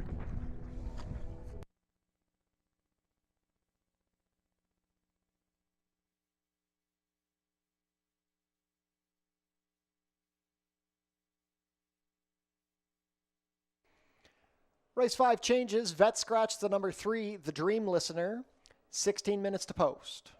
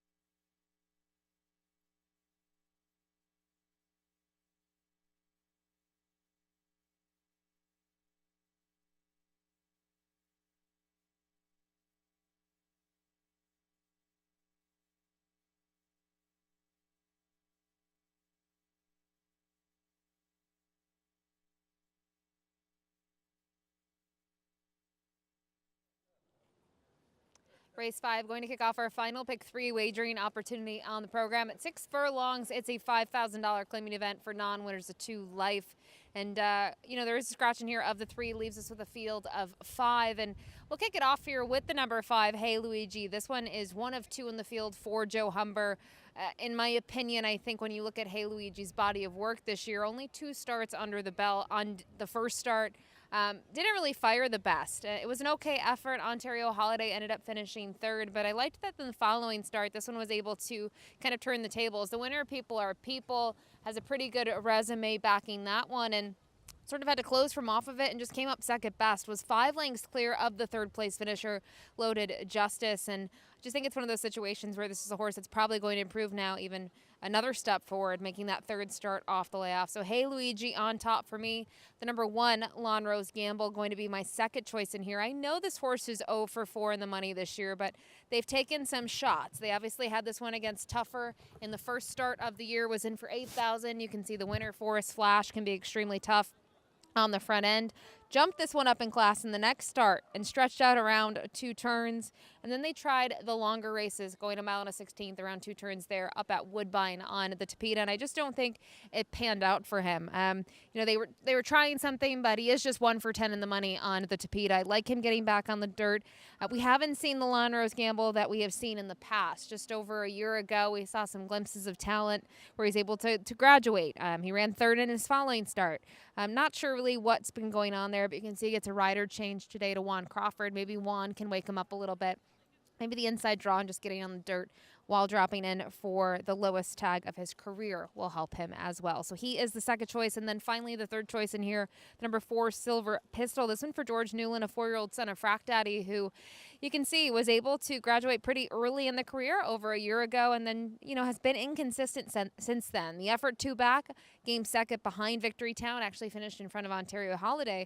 Liked that effort, but this horse took similar play in the following start while in for a higher claiming price and was not competitive. So it's kind of an interesting race to look at because you're getting a lot of those same horses in this spot once again, and they've been able to kind of take turns on who runs better. But Silver Pistol, based on the last 2, you would think was probably going to get a forward trip in here, and he gets a new rider, Edgar Zenteno, booked to ride. It's a little bit of a challenging way here to kick off the final pick 3 on the card. I don't think it's necessarily a single. I think Hey Luigi would probably be the most likely winner on paper, but maybe some other cases to be made. Good luck.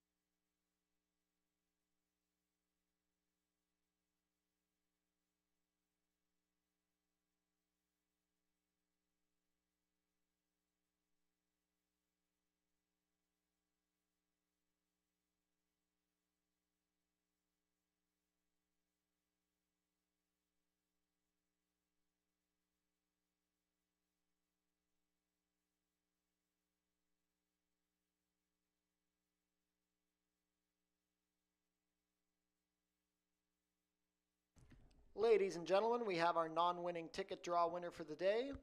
Could Joanne de Riviere please report to customer service? Once again, that is Joanne de Riviere. Congratulations, you are today's non-winning ticket draw winner. Please head to customer service to collect your prize.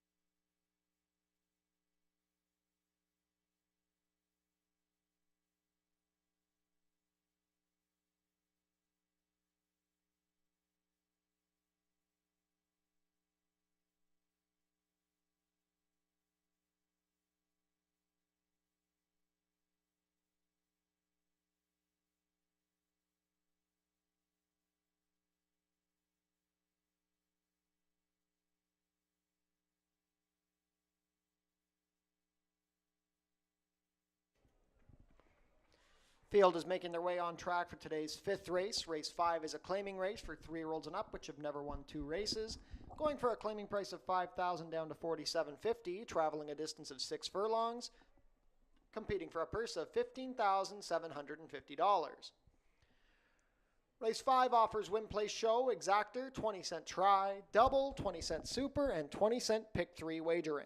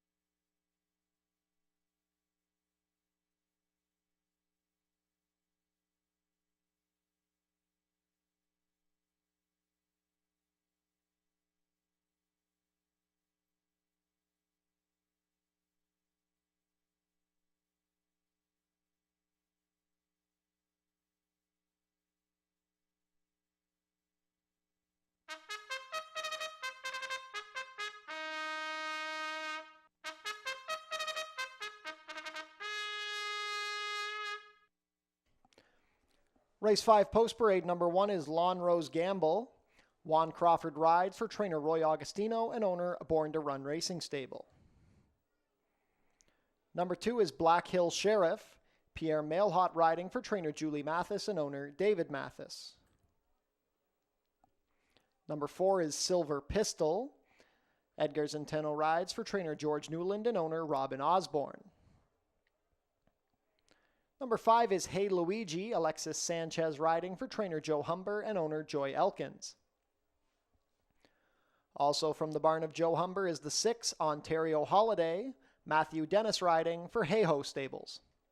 1 minute to post for race 5, final chance to play a pick 3 on today's card.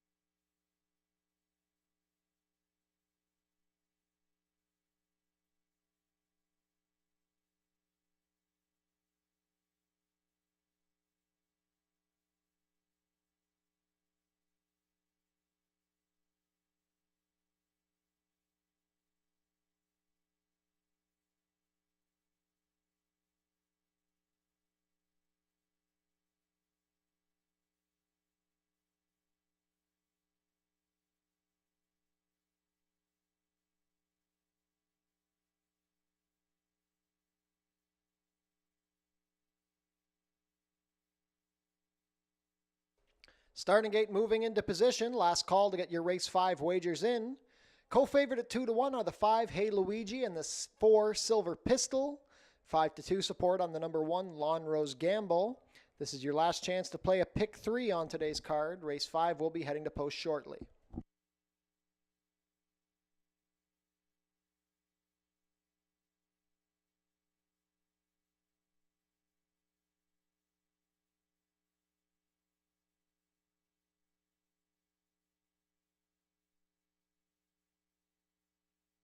Race 5 field is behind the starting gate. It is now post time.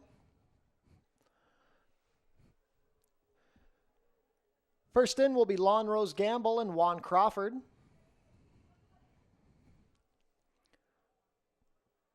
Black Hill Sheriff with Pierre Mailhot. Silver Pistol with Edgar Zenteno.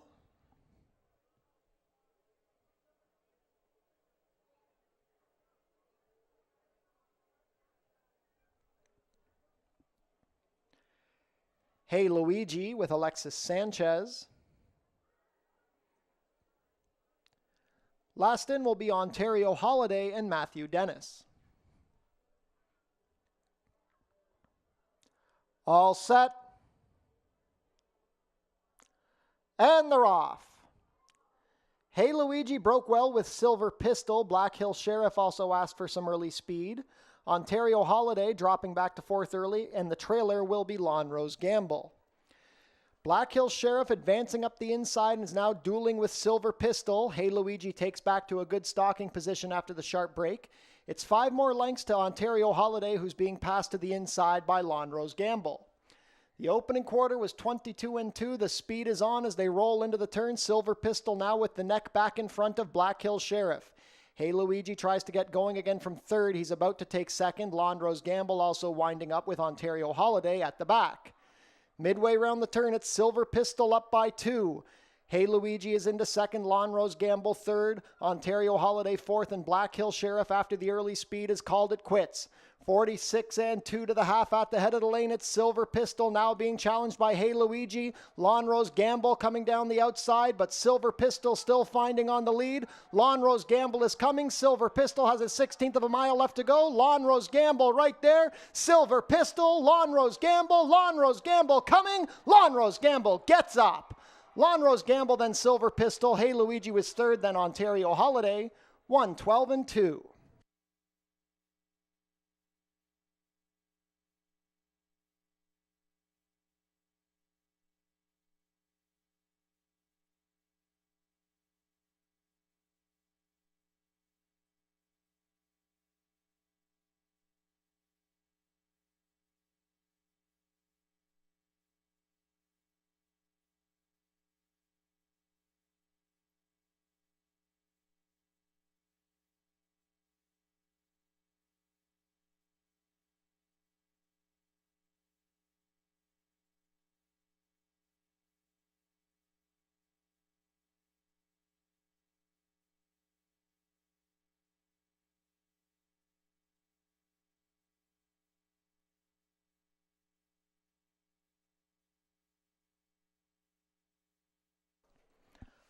Unofficial in race 5, the winner is number 1, Lawn Rose Gamble.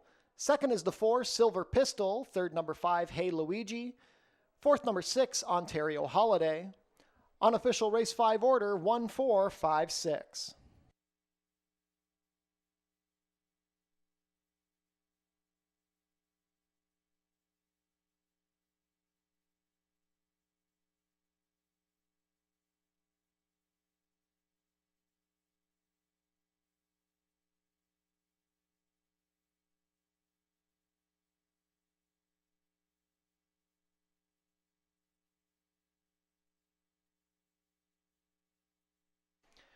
Now back to the winner's circle, the unofficial winner of today's 5th race, number 1, Lawn Rose Gamble. Lawn Rose Gamble is a 4-year-old bay gelding by Gamble's Exchange out of Lawn Rose Collection, bred here in Ontario by Tall Oaks Farm. That's back-to-back winning rides for Juan Crawford and 3 training victories for Roy Augustino on today's card. Lawn Rose Gamble is owned by Born to Run Racing Stable. Second lifetime win for Lonrose Gamble, who cuts back in distance on the return from Woodbine and gets up at the wire to complete the 6 furlongs in a time of 1:12.2. Congratulations to the connections of Lonrose Gamble. Hold all tickets until race 5 is made official.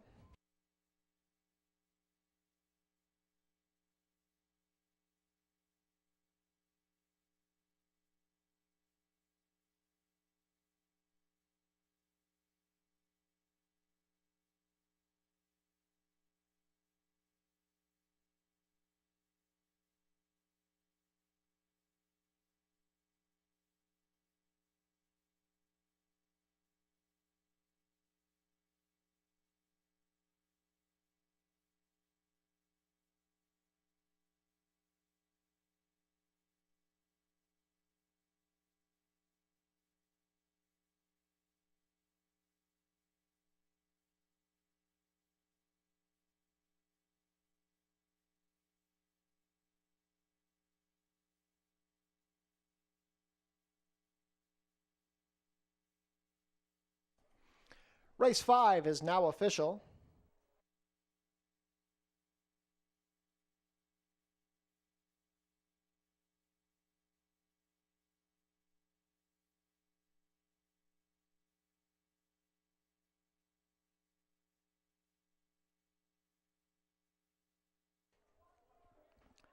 Prices are up. Lonrose Gamble pays $340 to win, $210 and $210.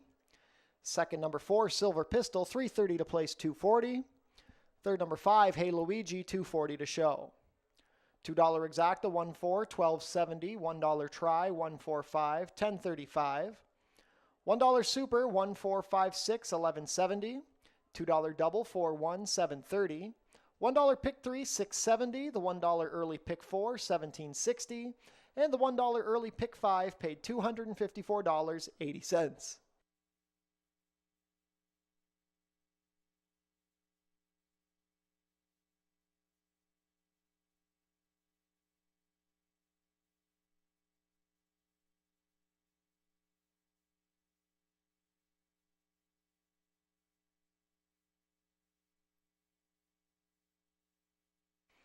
We had a claim out of race 5. The number 5, Hey Luigi, claimed by Mike Newell, moves to the barn of trainer Sharon Chicato.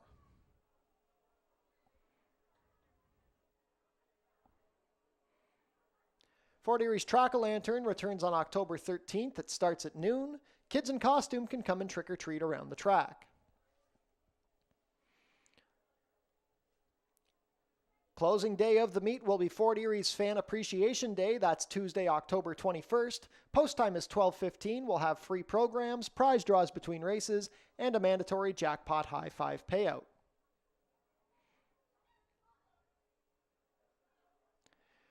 Race 6, coming up in 17 minutes. There are no changes.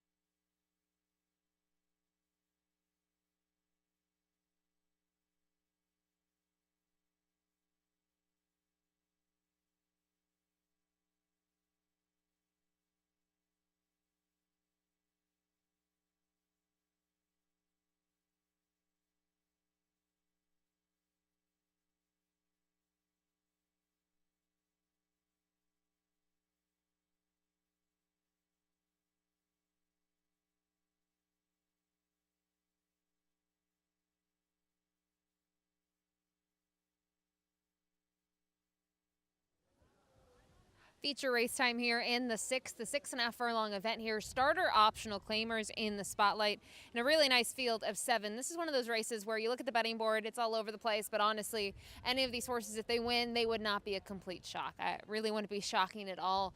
All of these horses have at least a race or two that you could probably go back to this year and make a case for them. I will try to get a better price on top, at least I thought I was going to in terms of the morning line. I don't think that'll necessarily be the case here with the number 5, Kitty Holiday. Just to see this gelding now as a 6-year-old, he has been so strong, very similar to his stablemate, Me. I just feel like they're both having breakthrough seasons where they've always been solid. But for Kitty, I know it's just 1 for 5 this year. Just tougher competition than he's technically faced in the past in some of those spots. He's been a lot more competitive. His figures have increased. His best buyer last year, a 63. His best buyer this year, a 73. We're just seeing a different version of him. I thought he was a game second last time out behind Sea to Air, who he has to face again. And that could be a little bit of a question mark. Sea to Air is very quick. We've seen that in some of those races. And if no one presses that one, what kind of happens here for Kitty Holiday? I think the main thing that at least I see is I don't know if Sea to Air is going to get an easy lead in here. I actually think Stylish Jen on the outside is going to go, and that might set up beautifully for Kitty Holiday. So that's my thought here with this 6-year-old son of Amise Holiday as the top pick. I mentioned the name Sea to Air. If you've backed this horse in the last 2, you've made some serious money. He was 22 to 1 as sorry, 27 to 1 2 starts back as the second best horse behind Stylish Gent, and then more recently he actually was able to make one run and ended up winning at 12 to 1. Moments ago he was a good price on the board. We're going to see that kind of flip-flop all over the place, but his form is very, very good as you go down the page. He has faced some of the best horses here, probably I would say in the last 12 months when you go to each of those races. And the Jeff Weiss barn continues to do well at the meet. He'll try to make it 2 in a row here. Finally, from here, the number 3, Have to Reload, another one that might get a sweet trip in here. I know last time out they had to close from further off of it, but when you look at the race 2 back or 4 and 5 starts back, this horse could sit a sweet trip, maybe actually be a little bit closer than Kitty Holiday will be and try to make one run. I'm not really sure what happened last time out. He did take a lot of respect in the wagering. He just didn't fire from that far off the pace. He needs to be a little bit closer. Lots going to depend on the tempo here, but look at his record here locally at Fort Erie, a very consistent type, and I think Melanie Pinto will be kind of mindful of the trip that he probably needs to be getting here to be in the mix. But interesting way here to kick off the late double, very wide open feature race. Good luck.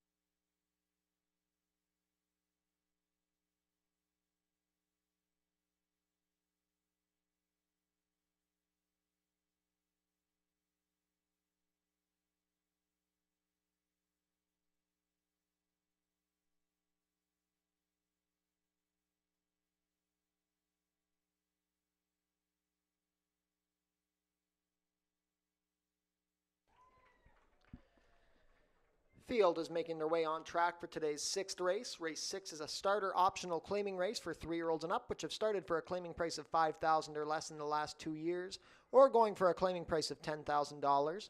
We're traveling a distance of 6 1/2 furlongs, competing for a purse of $21,300.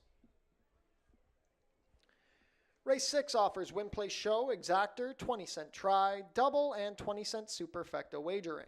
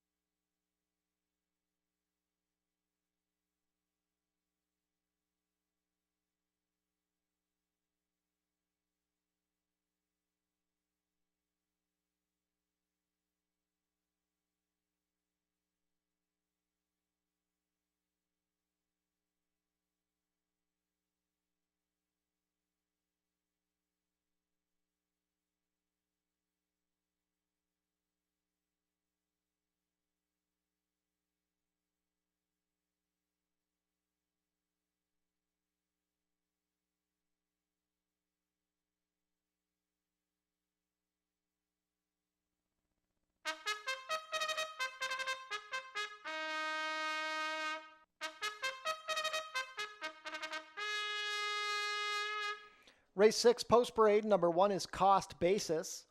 Leo Salas rides for trainer Julie Mathis and owner Bruno Schickadans. Number 2 is Sea to Air. Ishmael Mascara has the call for trainer Jeff Voice and owners Robin Voice, Melinda Schuett, and Lupita Garcia. Number 3 is Have to Reload. Melanie Pinto rides for trainer Mike Blake and the partnership of Ascot Stud, Amanda Enns, Michael Blake Sr., Rachel Stalker Parks, and Mark Stout. Number 4 is Forest Buzz, racing for Phil Vanderbert. Juan Crawford riding for trainer Paula Loescher. Number 5 is Kitty Holiday. Chris Husbands riding for trainer Sharon Chicato and owners Mike Newell and Jim Vatier. Number 6 is It's Just Money. Kirk Johnson rides for trainer George Newland and owner Shanique Johnson. Completing the field, number 7, Stylish Gent, Jalon Samuel riding for trainer Tony Adamo and owner Icon Racing Stables. Late double wagering offered here in race 6.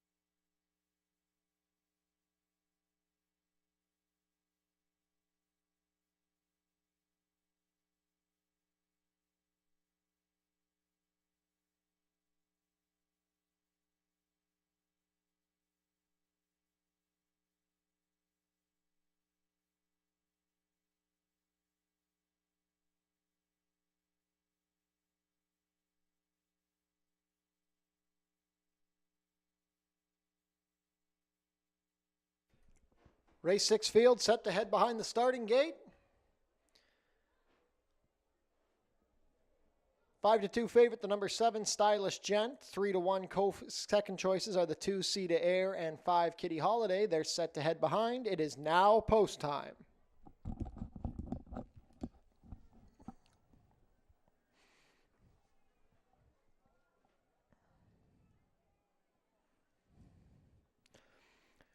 First up will be Cost Basis and Leo Salas.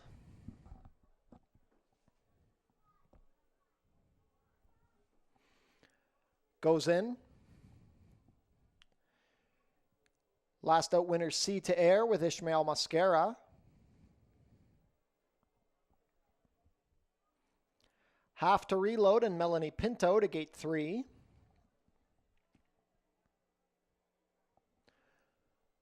Forest Buzz off the claim with Juan Crawford. Kitty Holiday and Chris Husbands.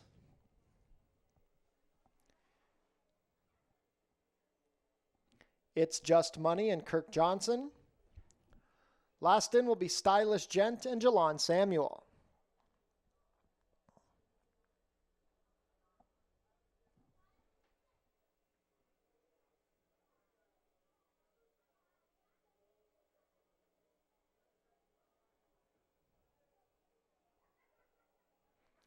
It's Just Money steps up. Stylish Gent completes the line. All set. And they're off. It's Just Money out slowly, as was Sea to Air. Stylish Gent broke well from the outside. Also showing up from the center of the gate is Forest Buzz along the inside Cost Basis with Have to Reload. Kitty Holiday racing towards the back with Sea to Air, and wide, It's Just Money. Stylish Gent cruises to a comfortable lead, a length and a half better than Have to Reload. Forest Buzz is racing 3 deep under a hard tugging Cost Basis as they pass the quarter in 23 seconds flat. After the slow beginning, It's Just Money is advancing into the pack in the 4 path. Towards the back are Kitty Holiday and Sea to Air. 3.5 furlongs to travel. It's Stylish Gent on top. Now Have to Reload tries to launch a bid. Forest Buzz has asked for more, but he's being passed by It's Just Money. Cost Basis is back to 5th, being passed by Sea to Air, and the new trailer is Kitty Holiday. 46-1 to the half. It's still Stylish Gent and Jalon Samuel leading the way with Have to Reload, putting the pressure on now. 2 lengths back to It's Just Money in 3rd. Out wide, Sea to Air going to try and come from last. At the head of the lane, it is still Stylish Gent and Have to Reload. Have to Reload has the head in front. Stylish Gent tries to fight back. These two have opened up 3 lengths on Cost Basis and Sea to Air. It's Have to Reload. Stylish Gent trying to fight back. These two head and head coming down to the wire. Stylish Gent, Have to Reload. Stylish Gent fights back. Stylish Gent wins over Have to Reload, then Cost Basis and It's Just Money, 117-3.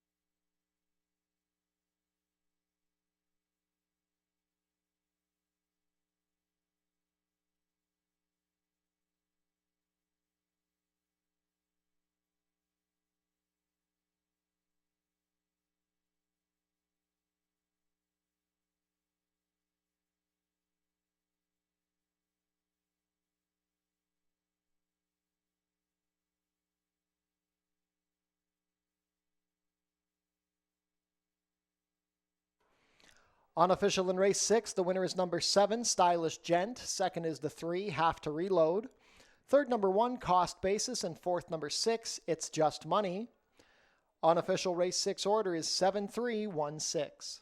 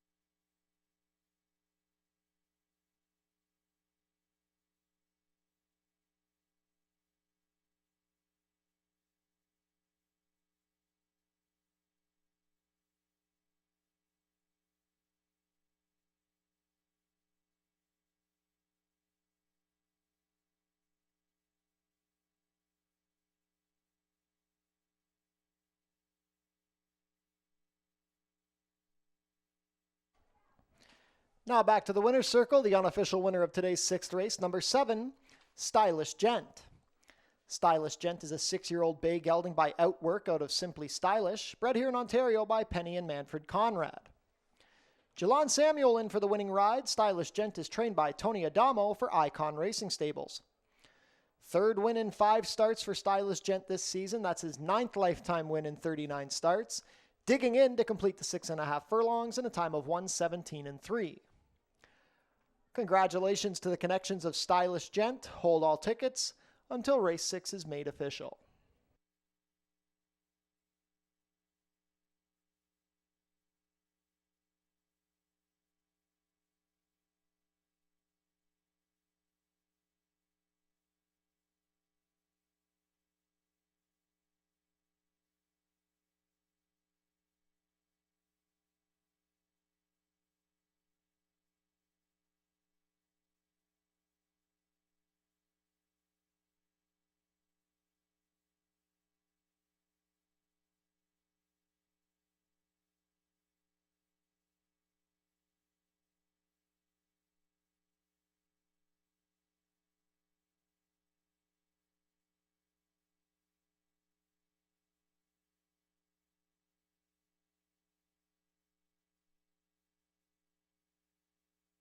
Race 6 is now official.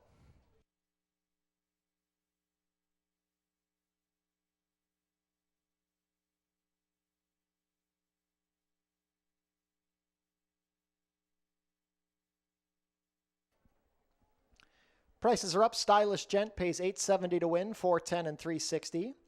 Second, number 3, Have to Reload, $380 to place, $280. Third, number 1, Cost Basis, $4 to show. $2 Exacta, 7-3, $29.90. This $1 Try, 731, $51.10. $1 Super, 7316, $557.55. $2 Double, 17, $18.10. And the $1 Pick 3, $16.40.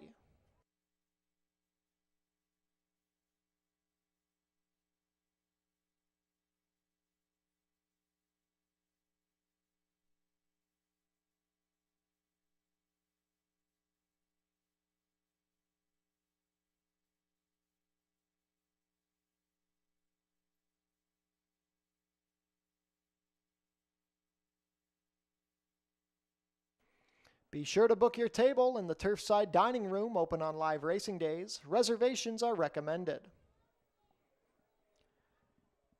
Head down to the Paddock Shack for burgers, hot dogs, sausages, fries, and poutine, plus beer and soft drinks, located near the walking ring. Race 7, coming up in 21 minutes. There'll be no jackpot high five wagering today. Stewart scratched the number 4, Wiccan Sense, and Vet scratched the number 7, Princess Rosina.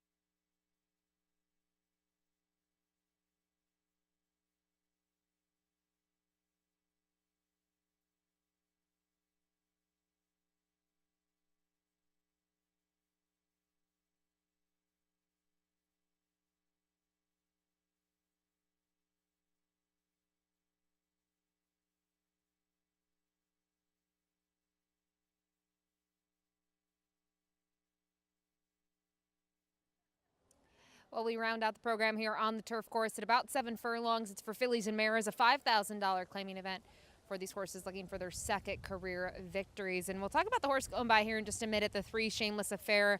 But I'm going to kick things off here with the number 5, In It to Win It, for Kevin Buttigieg, Coldbrook Farms. This is a horse that I thought ran pretty well last time out. It was at this distance, was trying to close in there, closed and rallied for second. But I'm kind of just looking at some of the turf performances. Even the effort 2 back, I know is 5th best in a field of 8, but faced considerably tougher than this group. And again, it comes down to her style. She's going to need some pace help. She's going to close from off of it, but kind of looking at her last 2, I think this is a good spot for her and benefits from a couple of scratches as well. So she is the top pick. The number 8, Night Saber, is a little bit of a wild card for me in here. I mean, she kind of always shows up. She's just not winning those races. She was 3rd best last time out after being hustled from the gate, going 3/4 of a mile on the dirt, and then 2 starts back, she rolled from off of it in the winter. Arrivederci was able to take them on the front end. You can go back to the turf form, and she's just sort of chased it in both. She finished 3rd behind In It to Win It in that runner-up performance, 3 starts back, and very similar trip, 4 starts back. You know, kind of look at her consistency. I actually really liked, you know, the ride that she got 2 back from Amanda Van Ramirez. She climbs back aboard. It was a little patient, let her go. I kind of like that move in here, where I think when you look at her running style, she should be a little bit closer than In It to Win It, and maybe that benefits her in this spot. Finally, I said we'll get to the number 3, Shameless Affair. This one first off the claim for trainer Mike Blake. Took this one off of Phil Hall for $4,000 back on August 11th.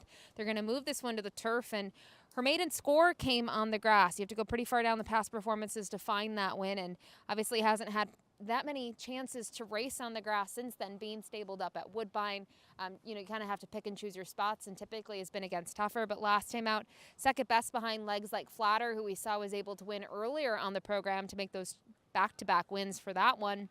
A little bit of an interesting move here, but obviously you can see some of the turf form. Some of the better buyers have been on the turf, and you know, in terms of those grass races, has certainly never been in for 5, so maybe that's the class relief that helps. Connections were just the runners up there in race number 6 on today's card. But going to round things out here on the grass, and we'll be back next week with the holiday program. Good luck.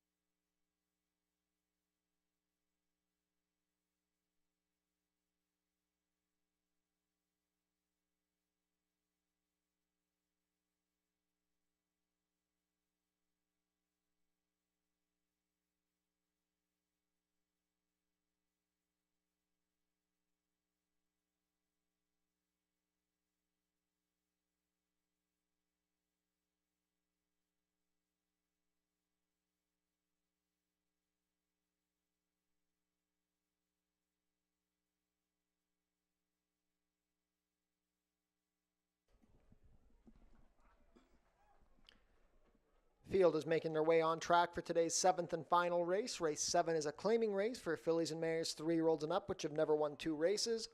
We're going for a claiming price of $5,000 down to $4,750, traveling about 7 furlongs over the turf course, competing for a purse of $15,750.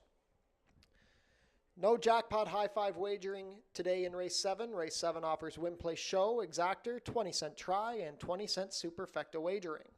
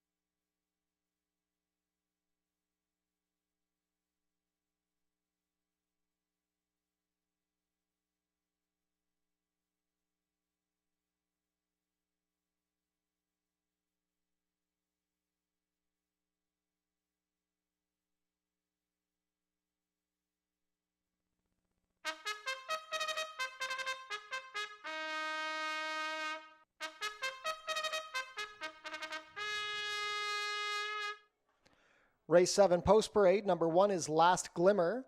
Alexis Sanchez rides for trainer Steve Cathcart and owner Andrew Stronach. Number 2 is Impeccable Timing. Juan Crawford in the saddle for trainer Roy Agostino and owner Michael Bellissimo. Number 3 is Shameless Affair. Melanie Pinto rides for trainer Mike Blake in the partnership of Ascot Stud, Mike Blake Sr., Norm Files, Sean Brinda, and Amanda Enns. Scratch the 4. Number 5 is Colebrook Farms, In It to Win It. Chris Husbands riding for trainer Kevin Buttigieg. Number 6 is Rolling Rocks. Leo Salas riding for trainer Roy Agostino and owners Leslie Crow and Ron Braley. Scratch the 7. Completing the field, number 8, Night Saber. Amanda Vandermeersch rides for trainer Barbara Bailey and owner Jennifer Gutierrez.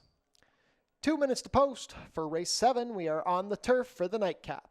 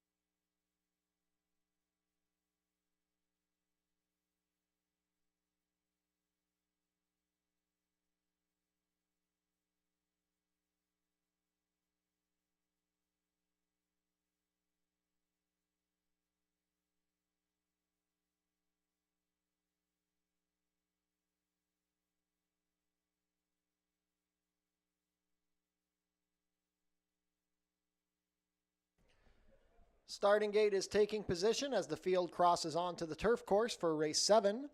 9-5 favorite, the number 5, In It to Win It. 3-1 support on the number 3, Shameless Affair. 4-1 on both number 2, Impeccable Timing, and the 8, Night Saber. Last call to get your race 7 wagers in. They'll be heading to post shortly.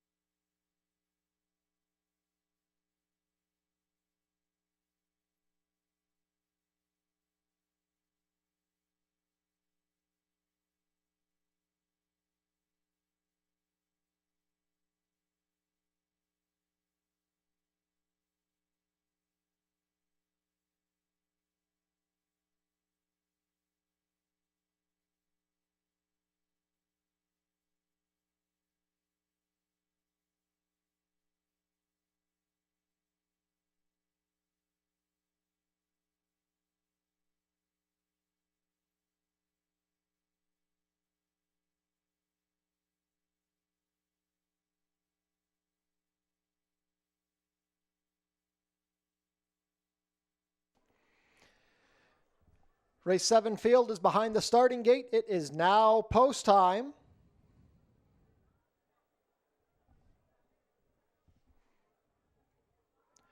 First in is Last Glimmer with Alexis Sanchez. Impeccable Timing and Juan Crawford, one of 2, looking to give Roy Augustino his 4th training win on the day. Shameless Affair and Melanie Pinto. 8-5 favorite In It to Win It with Chris Husbands. Rolling Rocks and Leo Salas. Last up will be Night Saber with Amanda Vandermeersch. All set for the nightcap.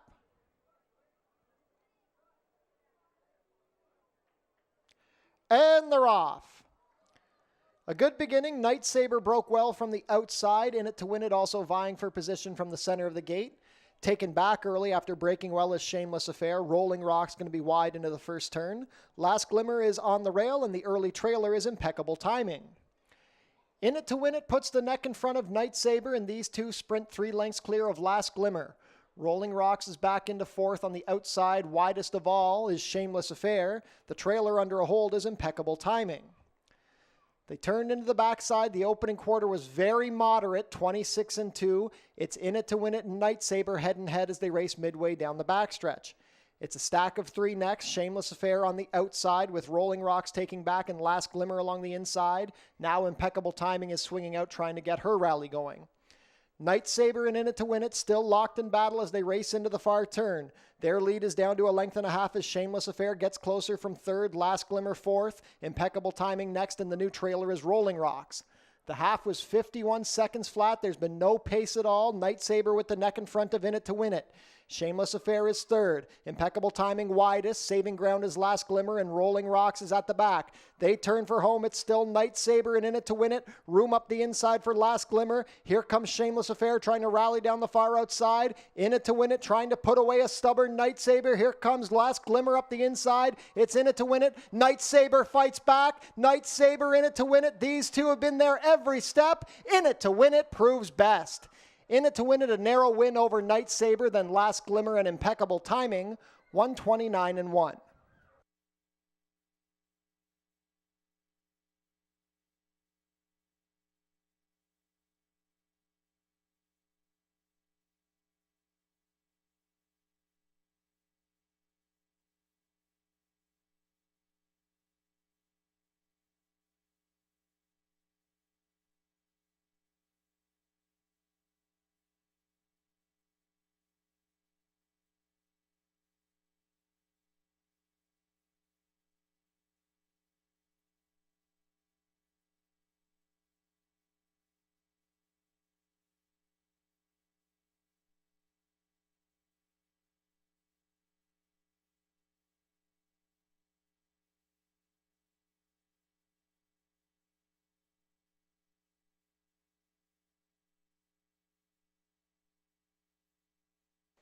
Unofficial in race 7, the winner is number 5, In It to Win It. Second is the 8, Night Saber.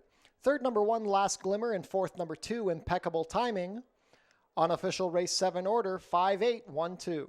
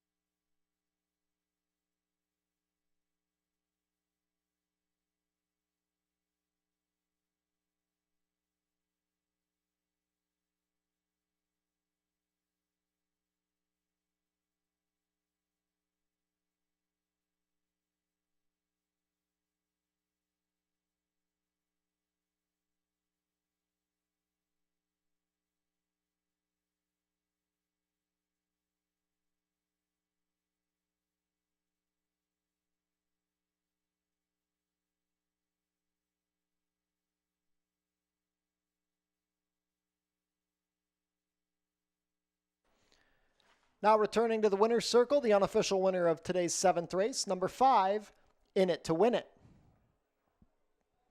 In It to Win It is a 4-year-old bay filly by Flintshire out of Game, bred here in Ontario by Sean Fitzhenry. Chris Husbands with the winning ride. In It to Win It is trained by Kevin Buttigieg for Colebrook Farms.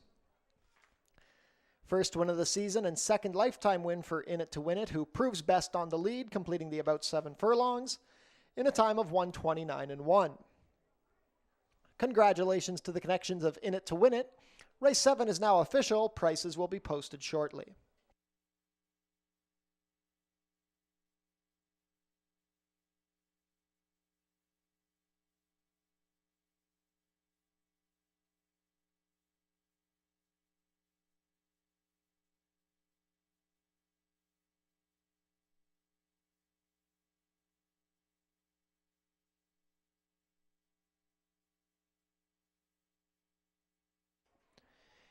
In It to Win It pays $7.50 to win, $4 and $2.60. Second was the 8 Night Saber, $4.10 to place, $3.80. Third, number 1 Last Glimmer, $3.40 to show. $2 exacta, $5.8, $29.70. The $1 try, $5.81, $55.70. $1 super, $5.812, $102.90. No high five wagering today. $2 double, 7.5 was $37.10. The $1 late pick 3, $34.75. $1 late pick 4, $72.95, and the $1 late pick 5, $149 even.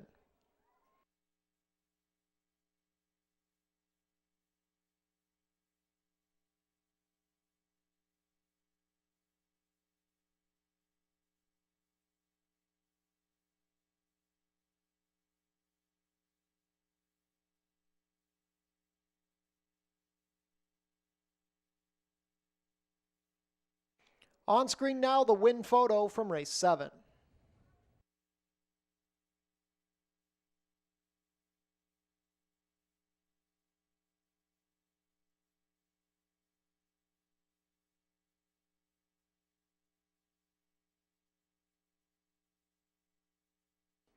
Visit our website, FortErieRacing.com, for information about everything going on here at the track. Tune into the pre-race show for info about the track conditions, scratches and changes, handicapping analysis, and info about upcoming races and events. Racing is back next week at Fort Erie. Monday, Labor Day's card will start at 12:15, and then Tuesday, September 2nd, will be kicking off at 3. If you're on track with us, stick around tonight for our free concert featuring Almost Cool. Puss in Boots Cup coming up on Monday, Labor Day. Post time for Labor Day will be 12:15. The post draw for the Prince of Wales Stakes is taking place on Thursday, September 4th. Kicking off at noon, you can catch the live stream at FortErieRacing.com. Mark your calendars. The 90th running of the Prince of Wales Stakes is coming up on Tuesday, September 9th. Post time will be 1:30. Fort Erie Racetrack is proud to partner with Oneida New Holland of Niagara. We'd like to thank them for providing us with a new tractor for maintenance this season. We'd also like to say thank you to our new partners at True Green Professional Lawn Care. They've been helping us keep our grass looking green and lush. Fort Erie Racetrack is pleased to welcome a new partner, Downtown Dental Care, where new owner and lead dentist Dr. Amika George is ready to serve your smile with services including dental emergencies, dental restoration, dental implants, and teeth whitening. Tune in to the Fort Erie Race Replay Show on Your TV Niagara, Channel 700, Thursdays at 10:30 and Saturdays at 10. And that concludes the racing week here from Fort Erie Racetrack. We'd like to thank everybody for joining us here this week. We'll be back on Monday at 12:15 for our Labor Day card featuring the Puss in Boots Cup. Be sure to come out for that fan favorite event. If you're on track with us tonight, stick around. Almost Cool will be starting soon.